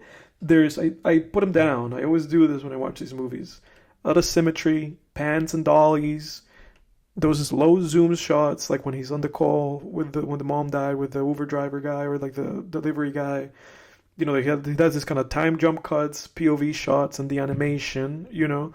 So it's like I recognize a lot of kind of like the techniques that he's using, and I'm impressed by them. I like that animation sequence. I like that call with the mom, and I liked other things here and there, you know. But then again, the issue that I have is just like I just come out of these movies feeling nothing, you know. That's the same thing with Hereditary, the same thing with Midsommar, is the same thing with this movie, where I come out of the movie and I understand that you're a smart guy, you know, and I understand that you're doing things, you know. I also understand that you seemingly have contempt for the people watching your movies. That's what this movie made me feel, you know. Like really? He just has like contempt, you know. Like he's externalizing things. I felt that way a bit with Midsommar. Yeah. I didn't feel that way with this one. I felt that way with this movie. Like by the end of this movie. I guess with the ending, I could see that. Like by the end of this movie, I was like, do you really think that people are just here like watching your movies? I was like... because with this movie, it felt like he was like really like this movie feels really indulgent, you know, and it kind of felt like he was like really up his ass to the point that by the time this movie ends, it almost feels like he's completely not even trying to engage with the audience. He's just basically saying like, this is what I think you think, so I'm getting ahead of your expectation, you know. You think this, and it's like, no, dude, I got what you were doing, you know. It's just not interesting, you know. And it's just not like at least for me, like it was just not interesting, and it was just not compelling, you know. And so I have this kind of like there's like this bridge between me and Ari Aster as a filmmaker, where the work is not speaking to me in any way whatsoever. Even though I mean I get what he's trying to say. I think I get what he's trying to say. You're like Joe Rogan and he's Brennan Schaub. There's a bridge between you and the best guys, and I don't know if you're capable of crossing that bridge. Yeah, that's how I feel about Ari. It's like I look at I'm Ari, somewhere in the middle. Oh, go ahead. I look at Ari and I go like, you know, here's Scorsese and Spielberg and like. Here's all the other guys, including like Robert Eggers. You know, it's like here's all these guys, and you're over there. You know, it's like you're not like I feel like with Aries, like with like you can do whatever the hell you want with a camera. Like you know, the craft is craft, and I can praise that. But I just feel like from a writing perspective and from like an execution perspective, filmmaking wise, it's like you're not there. You know, that's my thought. That's like my weird. I think if he keeps making. If he can meet, for me, not for you, but it wouldn't work. But for me, if he could continue to meet the, which he hasn't with Midsommar in this one, but if he could continue to hit or surpass the bar he set with Hereditary, then I would put him in there. Yeah. But yeah, he's still, for me, I kind of agree with that. He's got some work to A do. little bit It's of a it's one trick like pony for it's like he sure. came out swinging, Yeah. and then he's like in a he it's like, oh, we got this new baseball player, this Yeah. new pitcher. We're He really had an excited. Oh all-star my God, first season. Yeah. yeah, all-star. And then Yeah. it's like, what is He's going just like on with him? tanking. Yeah. Yeah, like 3 seasons. But Yeah. that's how I feel with him. Like right now, I feel like I can put a tag on Ari and just be like, you're kind of a bit of a one-trick pony. Especially when three Yeah. movies in a row, it's the exact same themes, the exact same issues. That's true. Dealing with this whole parent stuff and the dead parents and a lot of the same like images. Like 3 movies in a row, you see somebody decapitated. Really, bro? Mm. 3 movies in a row. So it almost felt to me like the thought that I had with this movie, funnily enough, I was like, this movie's a grower, not a shower. Like it felt to me like you don't watch this movie. Like it almost feels like this movie's not meant for anybody to watch almost. Like it just felt like from this is the movie where it's like you cannot do this anymore. Like you have to grow as a storyteller and a filmmaker from this movie. This is the end Yeah. of this. This is over. Like that's the thought Yeah. that I had. I was like, I cannot watch Eddington and see and recognize any of this. Because then it's like, what's happening? Because it almost feels like, you made this 3 hour long movie. It almost feels like this is like Magnolia. Or it's like, it's over now, with this Scorsese aping and like the Altman stuff and like, it's over. You can't do this, and then you make Punch Drunk Love.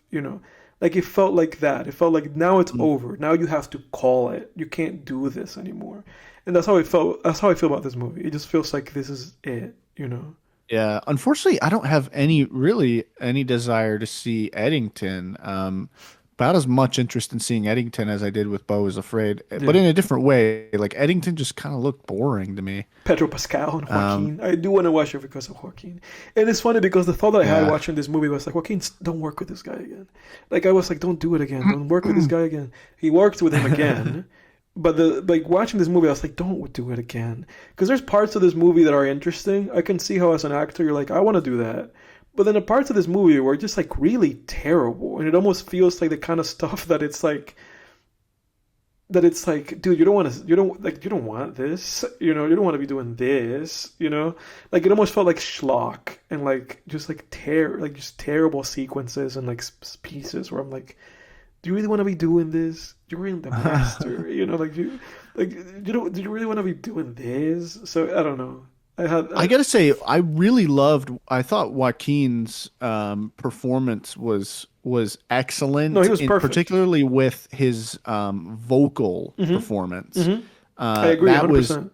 incredible because I've known a lot of anxious people throughout Hmm. my life, and one thing I've noticed with very, very anxious, high-strung people is their voice is often kind of pinched. Yeah, and he had this like little They soft don't like, let uh, all the yeah, air out of like they pinch off yeah. there because there's like muscles in their neck that haven't relaxed in Yeah, yeah, and no, years. dude, and Joaquin's the You exact know, same way. He's like, could we he do it did it. tomorrow? Would that be, where you Yeah, feel what's like going on? when you What's feel like going he's like on? just so tight. Yeah, Yeah, yeah. No, I agree. yeah, Because that's the thing. I did yeah. think he gave an incredible performance, but there are parts of this that are just like, dude, you're performing great, but what you're doing right now, like, it like what you're doing right now is terrible. Like, His physicality is incredible. When he puked on the screen yeah, and then the bro. girl comes in, the way he stands up Yeah, and like hits the desk when he yeah, stands up, he yeah. like pops up like a fucking rabbit and he's just like, oh, I'm sorry. I'm sorry. Yeah, yeah. Let me weigh in. I feel, let me give my final thoughts. I think I'm somewhere in the middle of you and friend of the show, Lang. Yeah. Lang likes I this don't know movie. Lang's thoughts. I haven't seen a review by him or anything, but He I gave know this he an gave 8 it out of four 10. So I'm stars. pretty sure he Yeah, he likes gave, this. Yeah. yeah. So he at least, I know he at least likes the movie enough to give it that score. So I would suspect I'm somewhere between you and him, where I don't quite think it's an 8 out of 10, but um, I think there's a lot of intellectual merit to this movie, Yeah. a Very lot of ambitious interesting, movie. yeah, very visually impressive performances. The plot was surprisingly engaging. Usually surrealist films are just kind of duds, and it takes a special craftsman to really do them well, i.e., being John Malkovich, like we talked about. Yeah. Eternal Sunshine of the Spotless Mind. You know, Yeah. there's a few great ones, and There was like an it's tough to. Aronofsky thing to this movie too. Oh, I interesting. felt. Really interesting. I'd have to think about that. Let me finish this point real quick. Yeah. But there were several sequences where I thought the length of the movie justified itself, and then several sequences that I felt it did not. So the length of the movie, did the length of the movie bother me? It depends on which sequence we're talking about. I guess yes, because there were certain sequences that I thought, yeah, this is too long. But there were others that I felt like it's like, is he indulging himself? Maybe, but it also happens to be very interesting, and I think it's making additional points here. It's using its extra time wisely, and then that's a kind of a mixed element. But yeah, the big negatives are those parts that drag. There's some stuff that borders on that goes from surrealism to just not plain nonsense, and then the lack of payoff, I think, was the big thing. I think if he stuck the landing and there was some, because I wanted a big oh shit moment, you know, an oh shit reveal or an oh shit payoff. And it's not the therapist reveal, that's icing. Right. You know, that's not that's like a little bit of an icing. I wanted that, but like with the main plot. And I just didn't feel like I got that. Yeah, no, this feels like the movie kind of peters out, where it's just like, oh, okay. Yeah. Now it just becomes this weird, like, scene between him and his mom, and then it ends with the trial, and I was just like, okay, you know. Yeah. But like, surprisingly, I would recommend this to people who like surrealist movies or people who are engaged with that stuff. Like, I know, you know, my older sister, I know she does enjoy like some of surrealist kind of weirder stuff, and I think she might enjoy this movie, although I think it would give her a lot of anxiety. But it makes you watch this movie, kind of makes you a little anxious too. It puts you in a bad state of mind. It puts you like in a negative state frame. It does. But I guess I don't have really anything else to add. What would you give this movie anyway? I guess a 7 out of 10. 5 for me. I think I'm a 5. I thought this movie was a mixed bag. All right. Yeah, just a mixed bag. Respect. And I just, you know, there's parts of it that I enjoyed, parts of it I didn't. Large chunks I didn't enjoy. Large chunks I did enjoy. The ending fell completely flat, you know. So, I don't know. And again, I think, I hope this is like a growing movie for Ari, because it felt like this movie was really maximalist, and it was just doing a lot and throwing a lot of things at the wall and just seeing what sticks. I hope that Eddington's different, and that it's not another iteration of Hereditary or Midsommar of this, you know. So yeah, Beau Is Afraid. There you go. There you go, everybody. That's what we think. It's interesting because you never know how much time we're going to spend yapping about it. We spend like over an hour on like an hour and a half. That's what I'm saying. On Beau Is Afraid. That's what I'm saying, dude. Like, it gave us a lot of food for thought. Jesus Christ. But yeah, would you like to go on? Go ahead. Yeah. Oh, I was gonna say, if there's one thing you could say about Beau Is Afraid, that movie is food for thought. Yeah, no, it gives you. You can't say it's not. Yeah, no, it gives you a lot to talk about. Like to me, you know, and I know that you feel the same way. Like, it doesn't translate to, like, oh, then this makes this movie great, you know. Yeah. But I do have appreciation for that. Yeah, for sure. Yeah, I guess I'll do the quickest topic that I had, because I think this one we should be able to reach a conclusion fairly quickly, but still have an interesting discussion here. But I over the past week or two, I was just kind of rewatching some episodes of Breaking Bad, particularly like season 4, the whole showdown with Gus and everything, which you know, it's not controversial to say, but I think that's got to be the best season of the show. I used to think it was 5, like the final season, but now as I get older, I'm like, as the years go by and I rewatch episodes of that show, I'm like, Slash season rewatch. 4 had it Yeah. going on, man. Because it's like, season 4, you had, of course, the main plot where it's like Walt has a showdown with Gus. There's a ticking time clock. Like Gus wants to kill Walt, and he Yeah. needs to. He's figuring out how he can do it because he can kill him at any moment, but he has a business to run, Yeah, he and needs to Walt train and another Jesse guy are to do the the work for only him. chemists. Yeah, but then you have all these like subplots, where it's like, okay, so Gus goes to work driving a wedge between Walt and Jesse. That's a subplot. You got Hank looking into Gus. Talk about a nail biting freaking subplot where Walt has to drive Hank around and like pretend like he doesn't know anything and like hope that Hank doesn't find something. It's like, oh my God. Even drives into traffic at one point just to keep Hank away from that laundry. Yeah. You have the subplot with Ted Beneke with his tax, the IRS audit, and Skyler realizes like, oh, if they look into him, they're going to look into the person who did the books, which is me.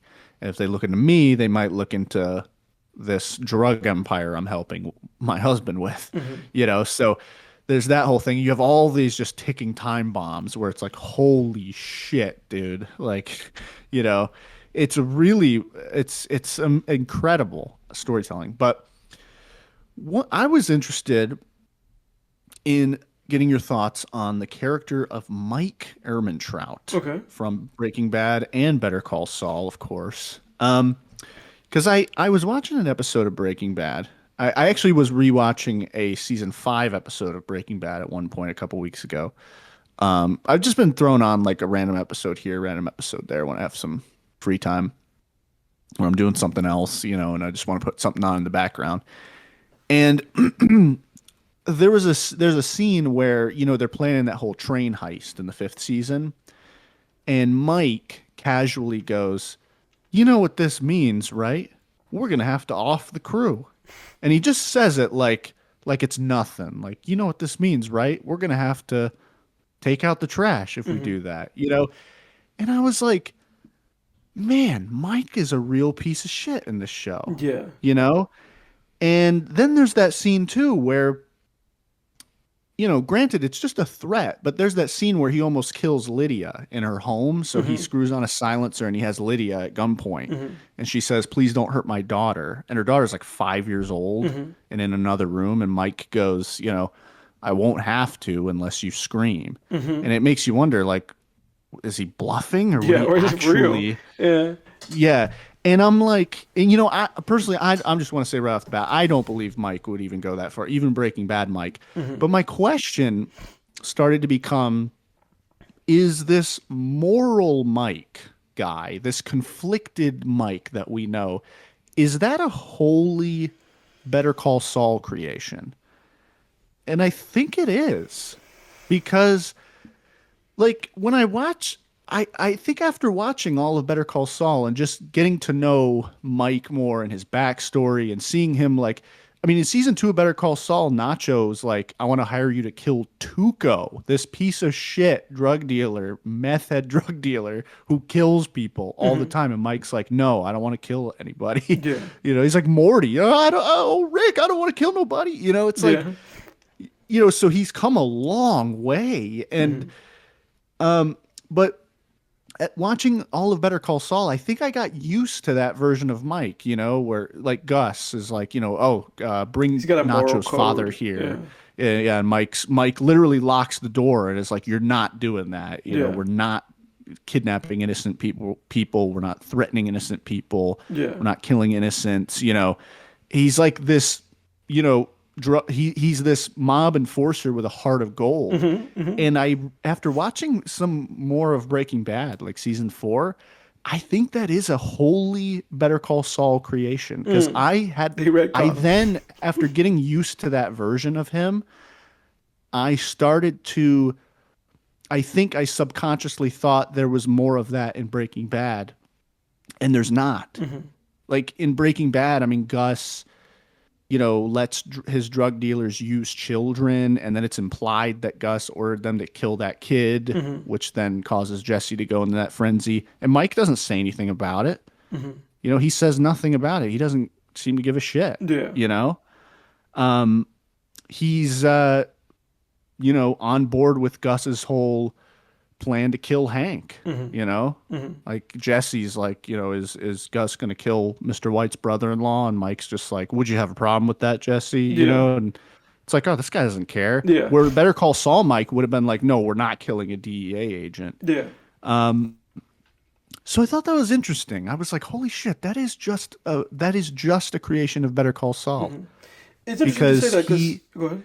Yeah, go ahead. I was going to say, because I think I like skimmed through like an Analyzing Evil episode. I'm like, you know that guy, right, on YouTube? Yeah. Oh yeah, I love that guy. Because I think he has a video on Mike. Yeah, he does. And I think I skimmed through it like a long while ago.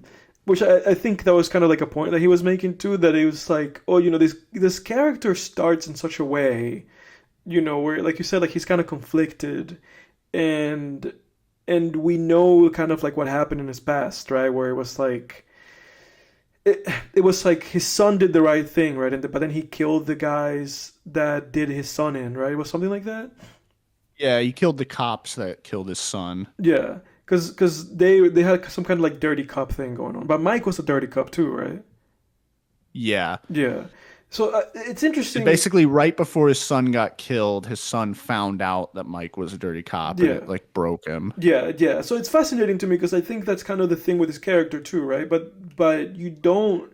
When we watch Breaking Bad, you don't get that, do you? Just kind of watching, like you said, you kind of watch it, and this guy just is. And he's almost like this like hound dog of doom, Yeah. where he just brings doom, and he's just the best. He's like that character in Pulp Fiction, like Mr. Wolf or the Wolfman guy. He just shows up and gets everything cleaned up, and just just the guy that does everything perfectly, just like Harvey Keitel's character. Yeah, Harvey Keitel's character. He's just like this perfect guy. He just executes everything to the dot, and he does everything well, so you almost feel it's like in Breaking Bad he's that guy, Yeah, the only thing we know about him in Breaking Bad is that he has that granddaughter. Yeah, she has like 2 scenes, but even I had a fake memory of Stacy, his daughter-in-law, being in Breaking Bad. She's not. No, she's not in it. What's that actress's name? Stacey Ehrmantraut. They put her on is played by Carrie Condon. Carrie Condon. She's not in Breaking Bad. I had like a fake memory of her being. Because those scenes are shot the same. It all looks the same. So you feel like, oh, this might have been part of that show. That was part of that show. Yeah, I remember my dad being like, it was like his mind broke when he realized Lalo wasn't in Breaking Bad. Yeah, he's not in it. I was like, no, he's not. He was like, what? Yeah. I was like, yeah, no, he's not in that. Yeah. But it's like, because it was before we got to it was before season 6. Yeah, but it's like all those guys are in it. Like the both those two shows have a very kind of very cinematic fidelity. Where it just kind of looks the same through the whole, even through Better Call Saul. Even though the quality of the image increases in Better Call Saul, it still looks like the exact same show. They use less handheld in Better Call Saul. It's mostly like tripod and steady cam and everything. But so less of that kind of grindhouse, burnt, crispy feeling to it. But yeah, no, I agree with you 100%. That there's an element of the character that was just kind of hinted at but left unexplored, and that there was something about the actor himself. There's a lot of kind of like emotion to his face, his eyes, his big eyes, his big dog eyes. He like looks like that dog, like cartoon dog guy with like those big floppy ears. You know what I'm talking about? You talking about Droop Dog? I think so. Is that who it is? Or Droopy? I don't know if that's who you're talking about. Dog. Yeah, he looks just like that. Droop Dog, yeah. Looks just like Droopy. They even talk about on Breaking Bad. I think Saul Goodman says like, "Oh yeah, he looked at me with those mackerel eyes. Yeah. Like he gave me the dead mackerel eyes." But he has his eyes. That actor that I feel like gave depth to the character where it wasn't, because we have to remember Yeah. that a lot of things with that show were kind of organic, where like certain things were implemented or heightened because of actors' performances or just because of how the characters grew, right? So I feel like he's one of those where like he probably just started as just like, oh, he's just a hound dog guy that just does things really well. And then it was like, oh, but this actor, like, look at his face, look at that guy's face, look at his eyes, Yeah. And I feel like because of that, they were like, it was like, let's flesh this guy out and actually give him like an actual backstory and give him this kind of like, tragic, like almost anti-hero, like sad tale, Yeah. for sure. Yeah, for sure. Well, because he did you know? I don't know if you knew this, but he wasn't even originally supposed to be in the show. Because when he shows up to clean up, his first appearance is when he shows up to clean up after Jane, when Jane ODs. Yes. And he cleans up the needles and everything. Yeah. Which again, I think that's also why I tie it to that clean guy, like that Wolfman guy, Harvey Keitel. Yeah, because he even evolves in the show. Well, real quick though, I was going to say that was supposed to be Saul, but Bob Odenkirk wasn't available for that episode, so they were like, "Oh, well, let's just get Jonathan Banks," and then they just kept him because his character evolves organically from there. Because at first he's just a fixer for Saul, and then at some point in season 3, there's like this sudden reveal that he also works for Gus. Yeah. It's like because I remember trying to figure out. I remember Googling it and trying to figure out when is it actually revealed, or no. A couple of years ago, I did like a full rewatch of the series, and I was trying to pay attention to when you first find out that he works for Gus. Yeah. Because again, at first he's just Saul's PI and cleaner and fixer, and there's like just this scene where I think Gus is walking out to a car, and then he gets in, and then the camera pans and Mike's in the driver's seat, and then they start, he starts giving Gus the lowdown on the latest, whatever. Yeah. But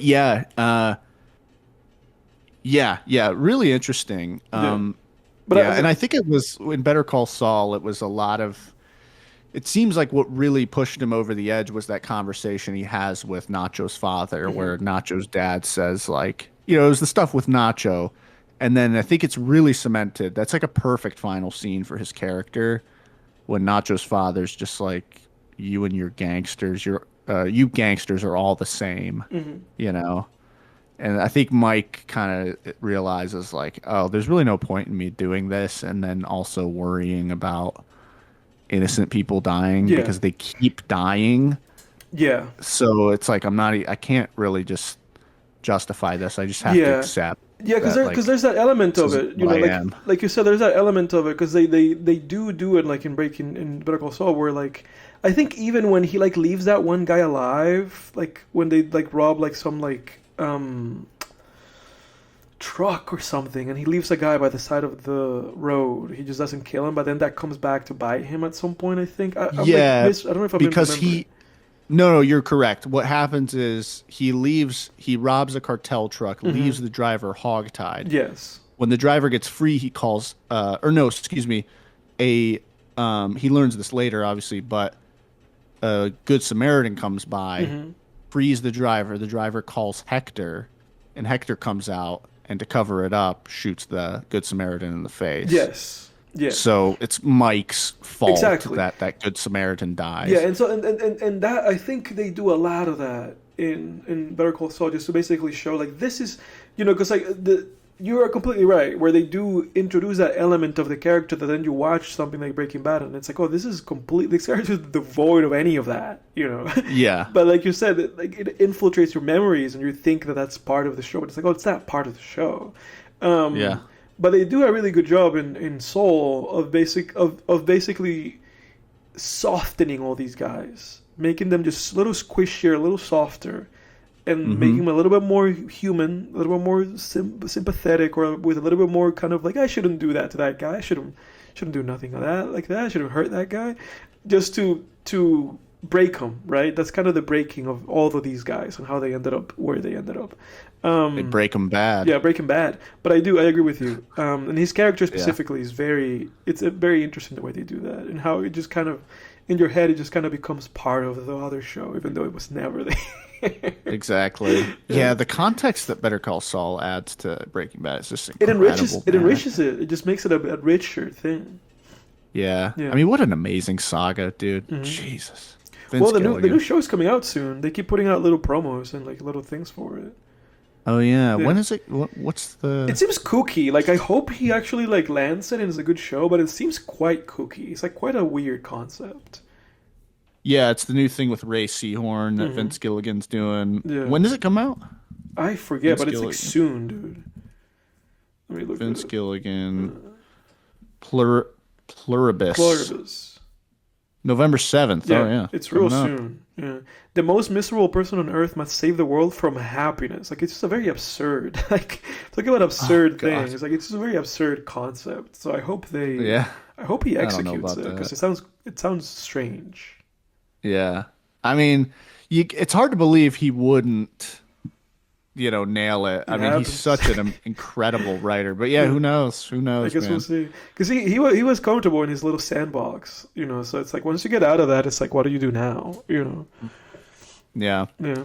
I find it. I think it's a one more quick point. I think it's interesting though, Vince. One thing that does make me raise an eyebrow at Vince Gilligan a little bit is the fact, I don't know if you knew this, but because he co-created Better He Call did Saul with co-create it, yes. Peter Gould, Yeah, pretty cool. and he didn't want to introduce Lalo. Yeah.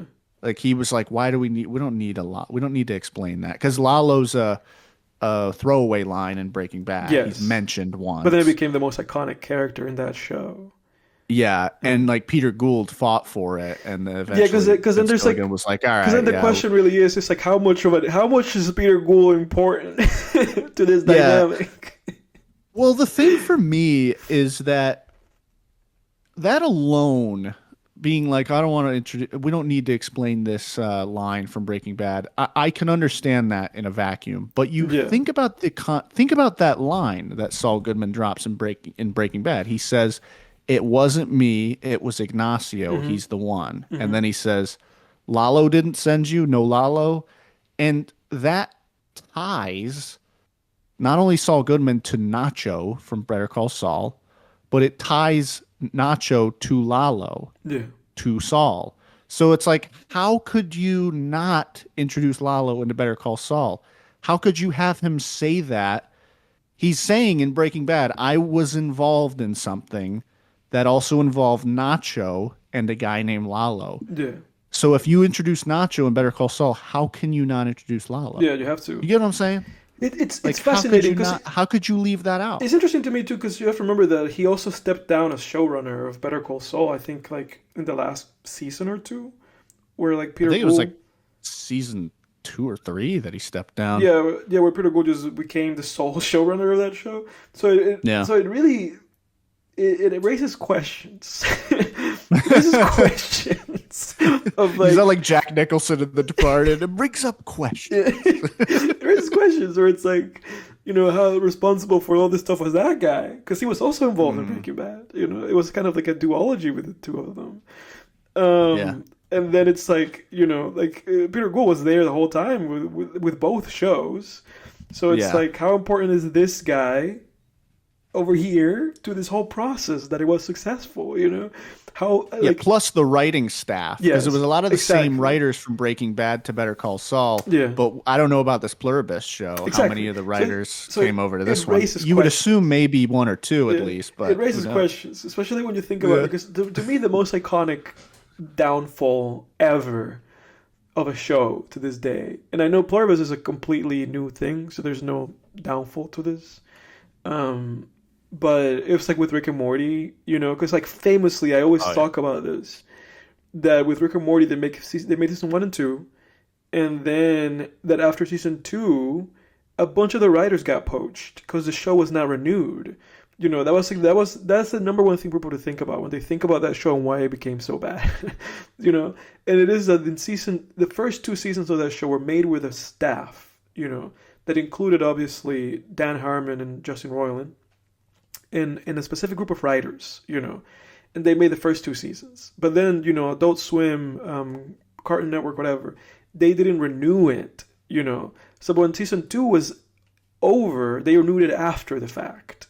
But by that point, all those writers had to look for jobs, And a lot of people that were essential to why that show was the way that it was, then were working on like Gravity Falls and a bunch of other stuff. All these people they just left, And so season three was a bunch of new writers, and then Roiland and Harmon, But I think after season three onward, I think it's pretty clear to see that there was a huge kind of shift in the comedy and the approach and the sensibilities of the show.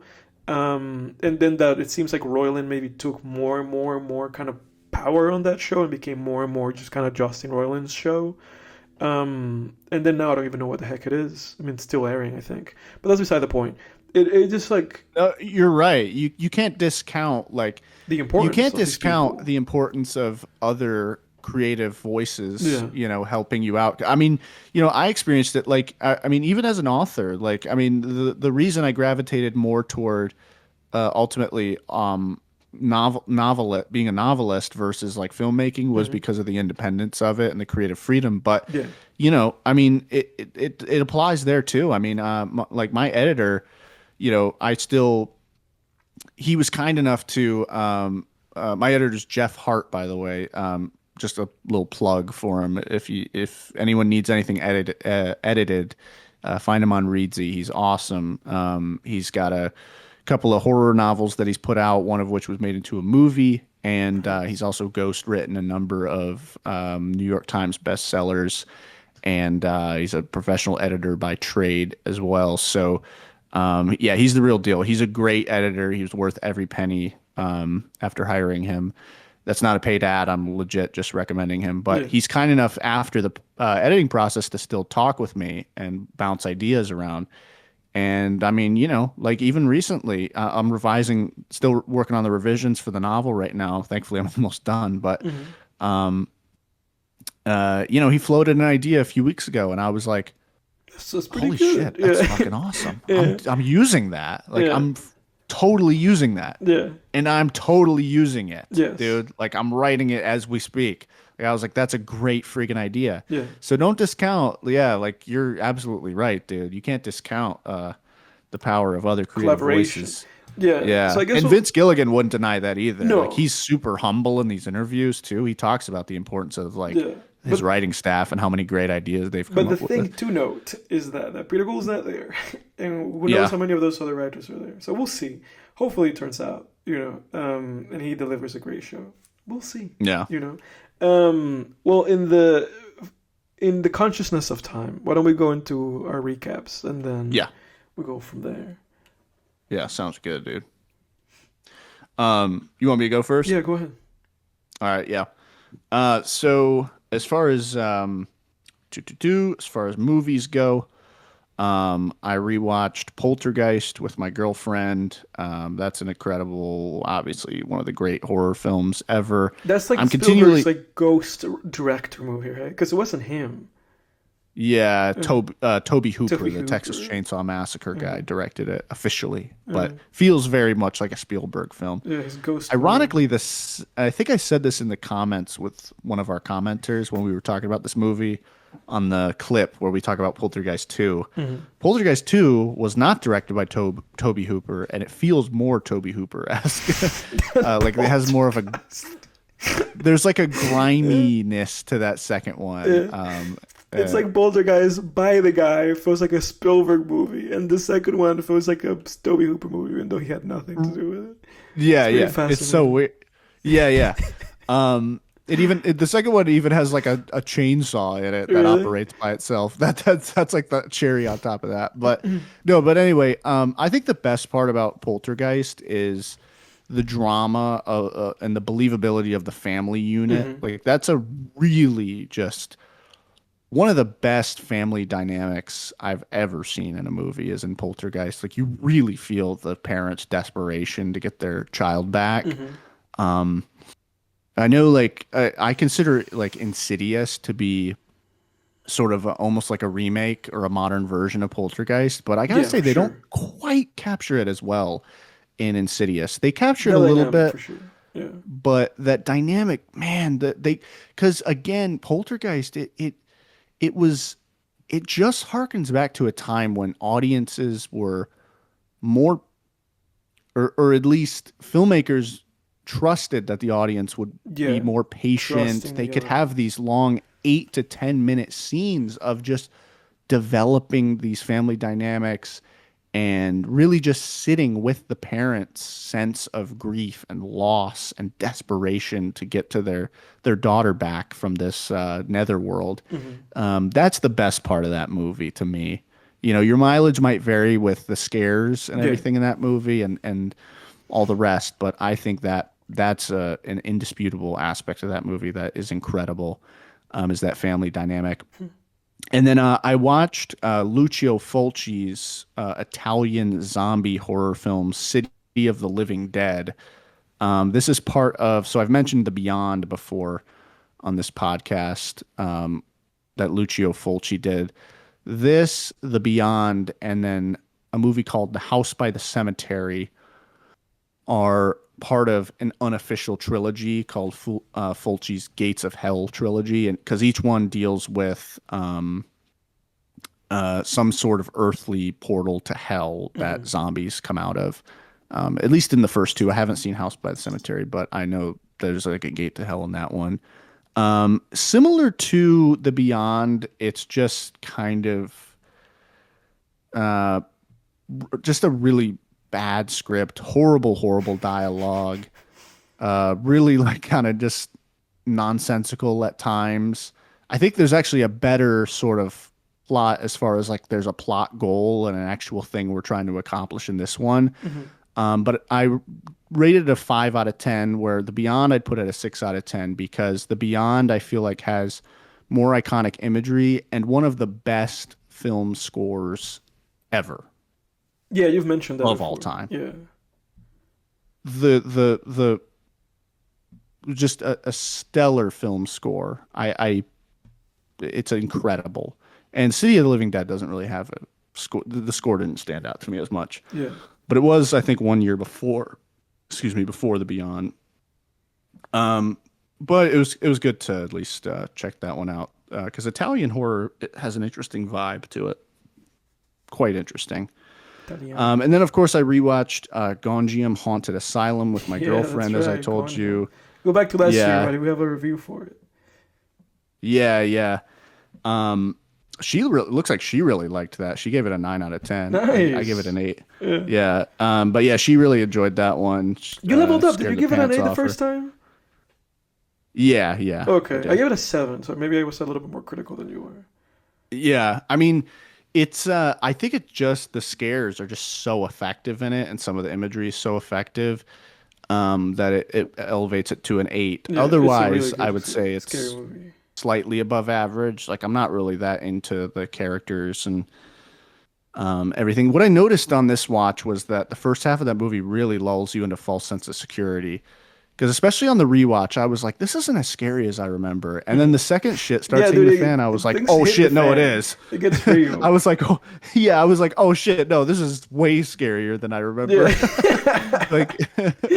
Like, dude, when that girl opens her eyes and starts whispering, like chittering at the camera, I mean, Yeah. dude, it felt like spiders were actually Yeah, no, crawling that on that me. movie Like I gets was like, real. oh my god, Yeah, it gets yeah, real.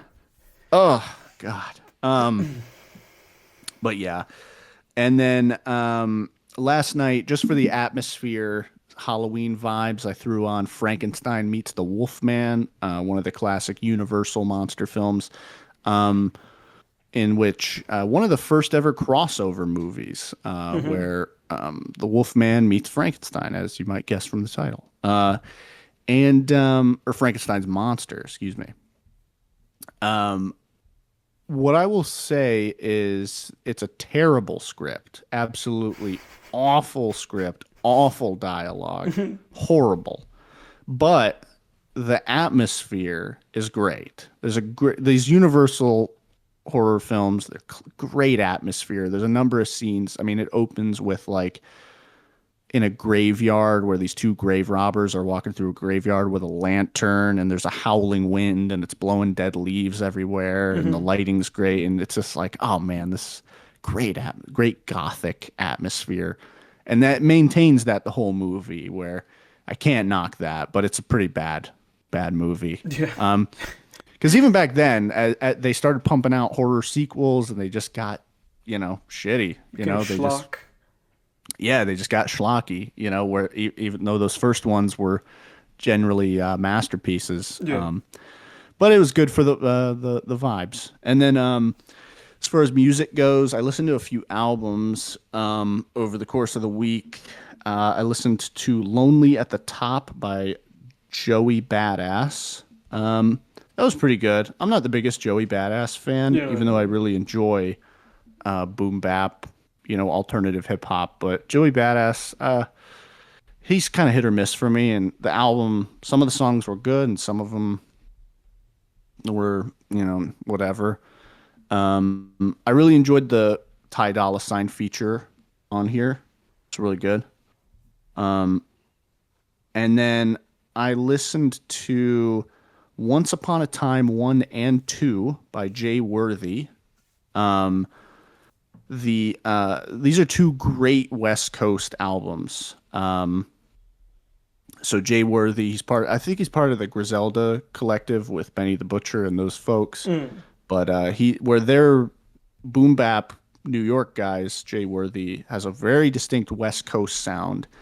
And it's interesting because I knew it was West Coast before I even knew he was from Compton or anything. I did research on him later, but that West Coast G-funk sound is so distinct. Yeah. You know it immediately. Yeah, that Dr. Dre sound. Yeah.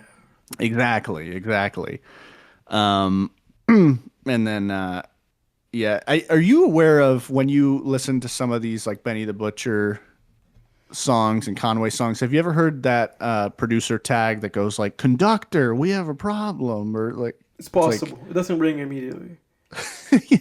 Well, you got it. I think the producer's name is like Conductor Williams or something like that, but he ripped that sound tag from this internet video. I think it's called "Conductor, we have a problem," and it's this guy freaking out on a train because I think he thought someone on the train had a weapon. Yeah.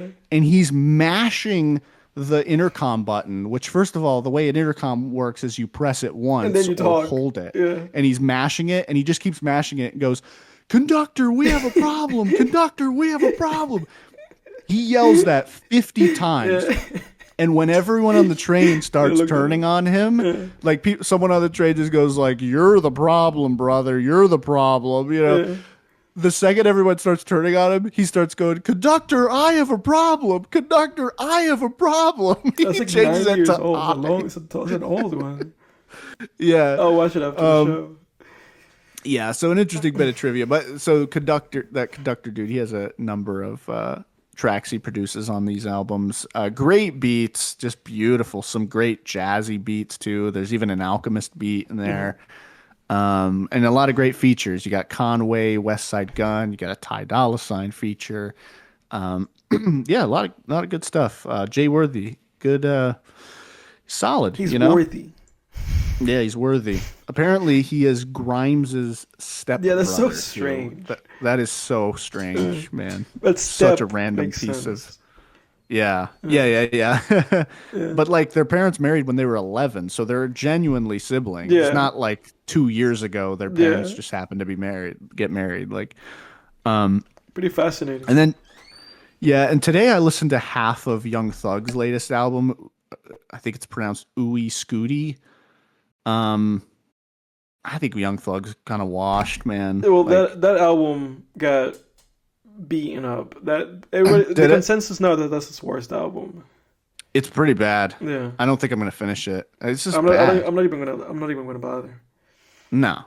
It's kind of interesting too, like the mindset of some of these guys, because the intro song starts with like a 50-second intro of I think it's a recording from his real life RICO case or whatever in court. And it's this 50-second clip of the prosecutor, who I assume is a prosecutor, urging the judge not to give him bail.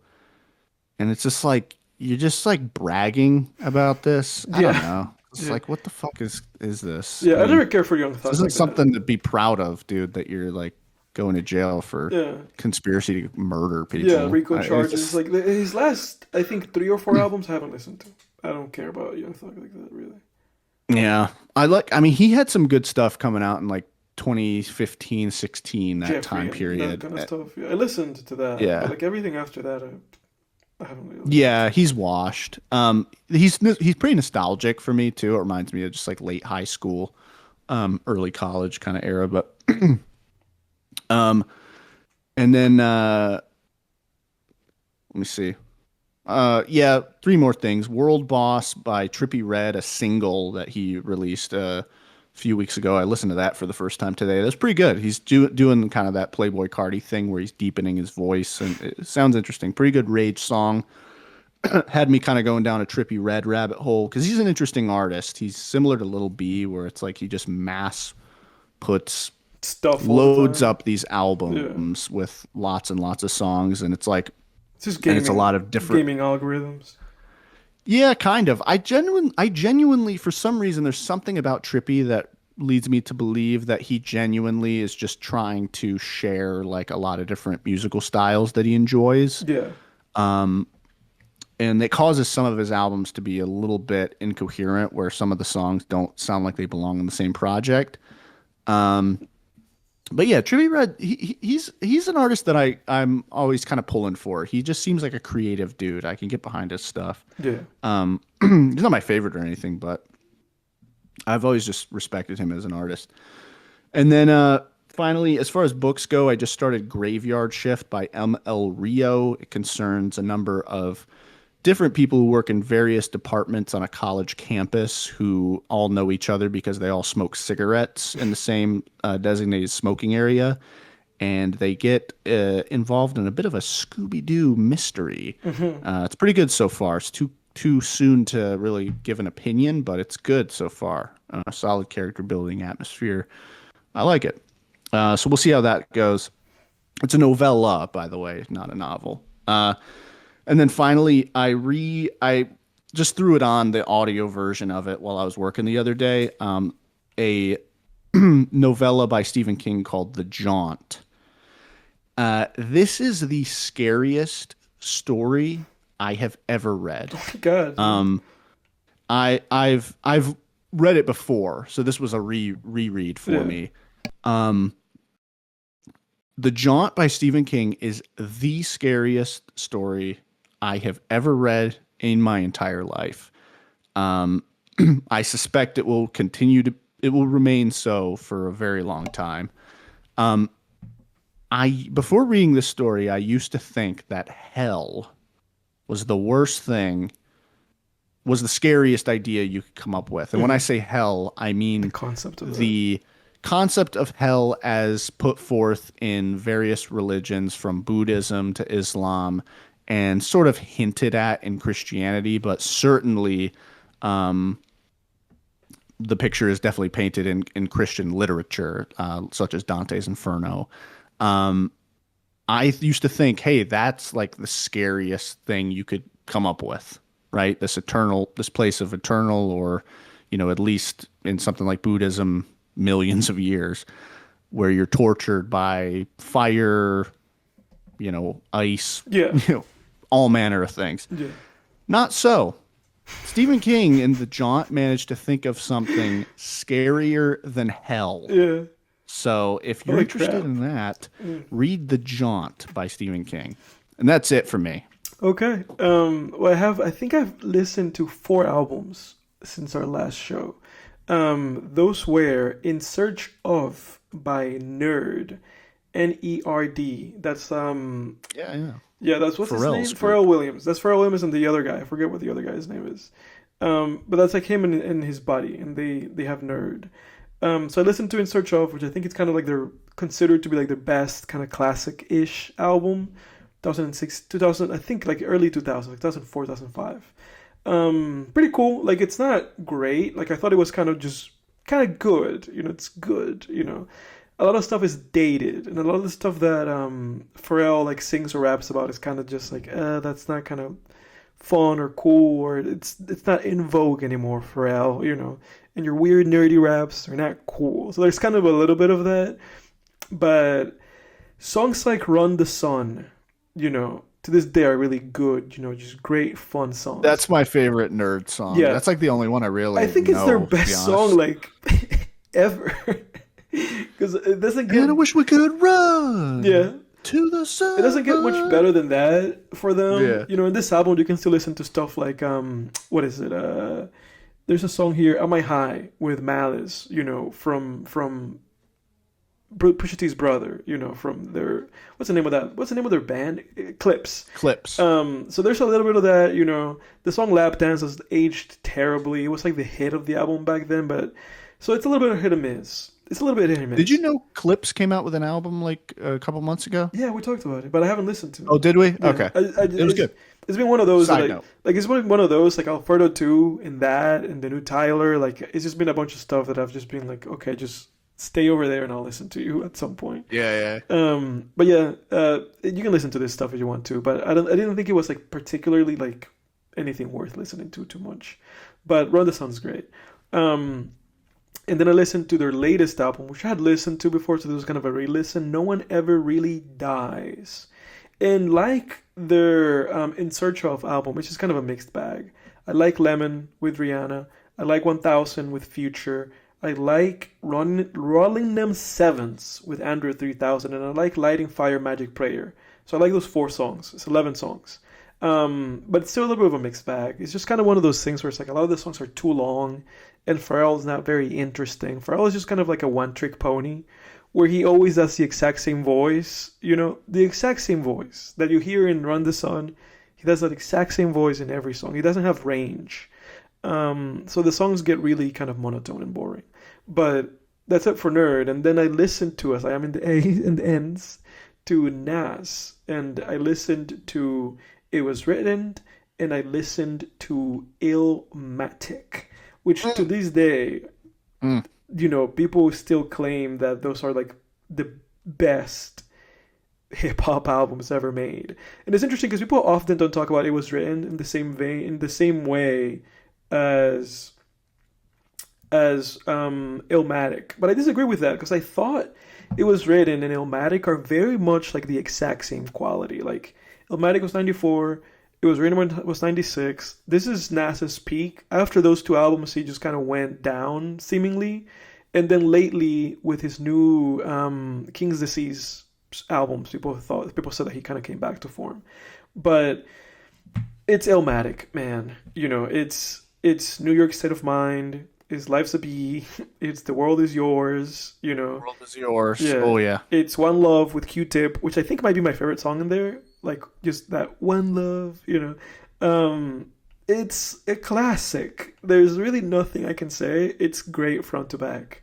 Yeah, it's incredible. And it really might just be it really is one of the best hip hop albums ever made. All the beats are perfect. Nas has a perfect rapping voice, and Nas is a perfect lyricist. So there's not really anything I can say about that. And then I listened to It Was Written, and again I thought It Was Written was just as good. I loved The Message. I loved Street Dreams. I loved I Gave You Power, which is literally like from the perspective of a gun, talking about how it gives people like power. It was a pretty fascinating song. Oh yeah. I loved Take It in Blood, and obviously I loved If I Ruled the World, which is just a perfect way of ending the album with Lauryn Hill. Honestly, I thought the weakest song was Nas Is Coming with Dr. Dre. It felt really goofy. And anytime the chorus says like Nasty Nas is coming, I was like, that doesn't sound as cool as you think it does, Nas. Like now 30 years later, that chorus sounds super whack. Yeah. But I thought that was the worst song out of the whole 2 albums. But I do think It Was Written is just as good as Illmatic. And in some ways, I actually preferred it. Really? Yeah. Interesting. So great albums. Obviously, I can't say enough about them. Just great albums. I think now I'm going to be listening to some Spanish stuff. Natalia Lafourcade, so I'm going to be listening to probably for the next week or so, because she has a lot of albums. And this is gonna be me re-listening to a lot of them and then listening to a few of them for the first time. So I'm really excited for that. Um, but that's it for my recap, young man. What do you have for next week's spookiness? Yeah. I was just gonna throw in my favorite Illmatic tracks. Yeah, go ahead. The World Is Yours and Memory Lane. Those are my favorites. Yeah, I love my those top songs two. too. Yeah. Okay, next week. I have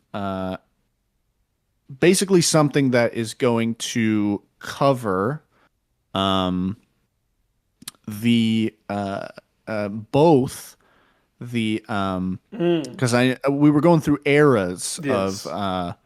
of horror. So we did the we got the Vincent Price 50s/60s era with House on Haunted Hill, and then we got the sort of 70s, 80s, new kind of when horror started getting more gory and really scary with the Changeling. So we still have the 90s. old sort of black and white Oh, Universal that. Monsters era, Yeah. and then the modern era. So I figured we would get them both by doing a comparison of the classic 40s version of the Wolfman and do a double feature with the new Lee Wanell Wolfman that came Oh. out this year. Oh, okay. Yeah. So that one's an hour and a half, and then Wolfman, the original one, is like an hour and 15 minutes. Yeah, Or let's something do it, like dude. that. I'm So excited. So the original yeah. Wolfman, when did that come out? 1945 or 42, something like The that. Wolfman. The 40s. Okay. It was in 1941. like Universe. Yeah, it was in their second wave because they had that first wave in the 30s with Dracula, Frankenstein, Mummy, and then I think World War II messed them up a little bit, and then also like the censorship, some kind of code, because those 30s ones were like pre-code horror movies or something. And then they had some like censorship issues, so horror was on Yeah. the back burner, and then the Wolfman was part of like a revival. Yeah. So we'll do a double feature. We get to compare those, and then it'll also knock out our last two Oh, that's eras. awesome. Yeah. So we will have covered the full Yeah. full scope of all the four kind of basic eras. Yeah. Now I understand why you were saying horror you were movies. cashing in. I was like, what is he trying to do? I thought you were gonna make us watch like a couple episodes of a show or something. Because I was like, what is he trying to do? He's saying that he's gonna cash in on his 3-hour credit that he's stacked. I get it now. So yeah, the Wolfman 1941 and the Wolfman 2025 with Julia Gardner from Weapons and Christopher Abbott from being Jon Snow's brother in Game of Thrones. Yeah. looks just like looks just like Kit Harington, the guy that plays. He does. From the great indie film James White. If you haven't seen if you like indie dramas, check out James White. Yeah. That's a really underrated film. This Lee Wanell movie came out in January, and it was just like a sleeper. Nobody saw it, and it has like mixed reviews. So I'm excited because his last movie, like The Invisible Man, was a hit. Oh, talk about which I watched The Invisible Man. I forgot to talk about that, like the classic. Old, like the 1940s, 1930s, The Invisible Man. Yeah, what'd you think of that? I thought it was great. I loved it. I thought it was spooky. Yeah. I loved the direction. I loved the set designs, and I was extremely impressed with how they achieved all those practical effects. I loved it. I thought it was great. I thought it was a great, just spooky season Halloween movie to watch. We watched it and we had a great time. My dad showed me that one when I was like 12, 13. That became for a while like one of our spooky season staples. Like every October we'd throw that one on. Yeah, it's a good one. It's fun. Yeah. Everybody, be here or be square next time on Film Tangents. See ya. See ya.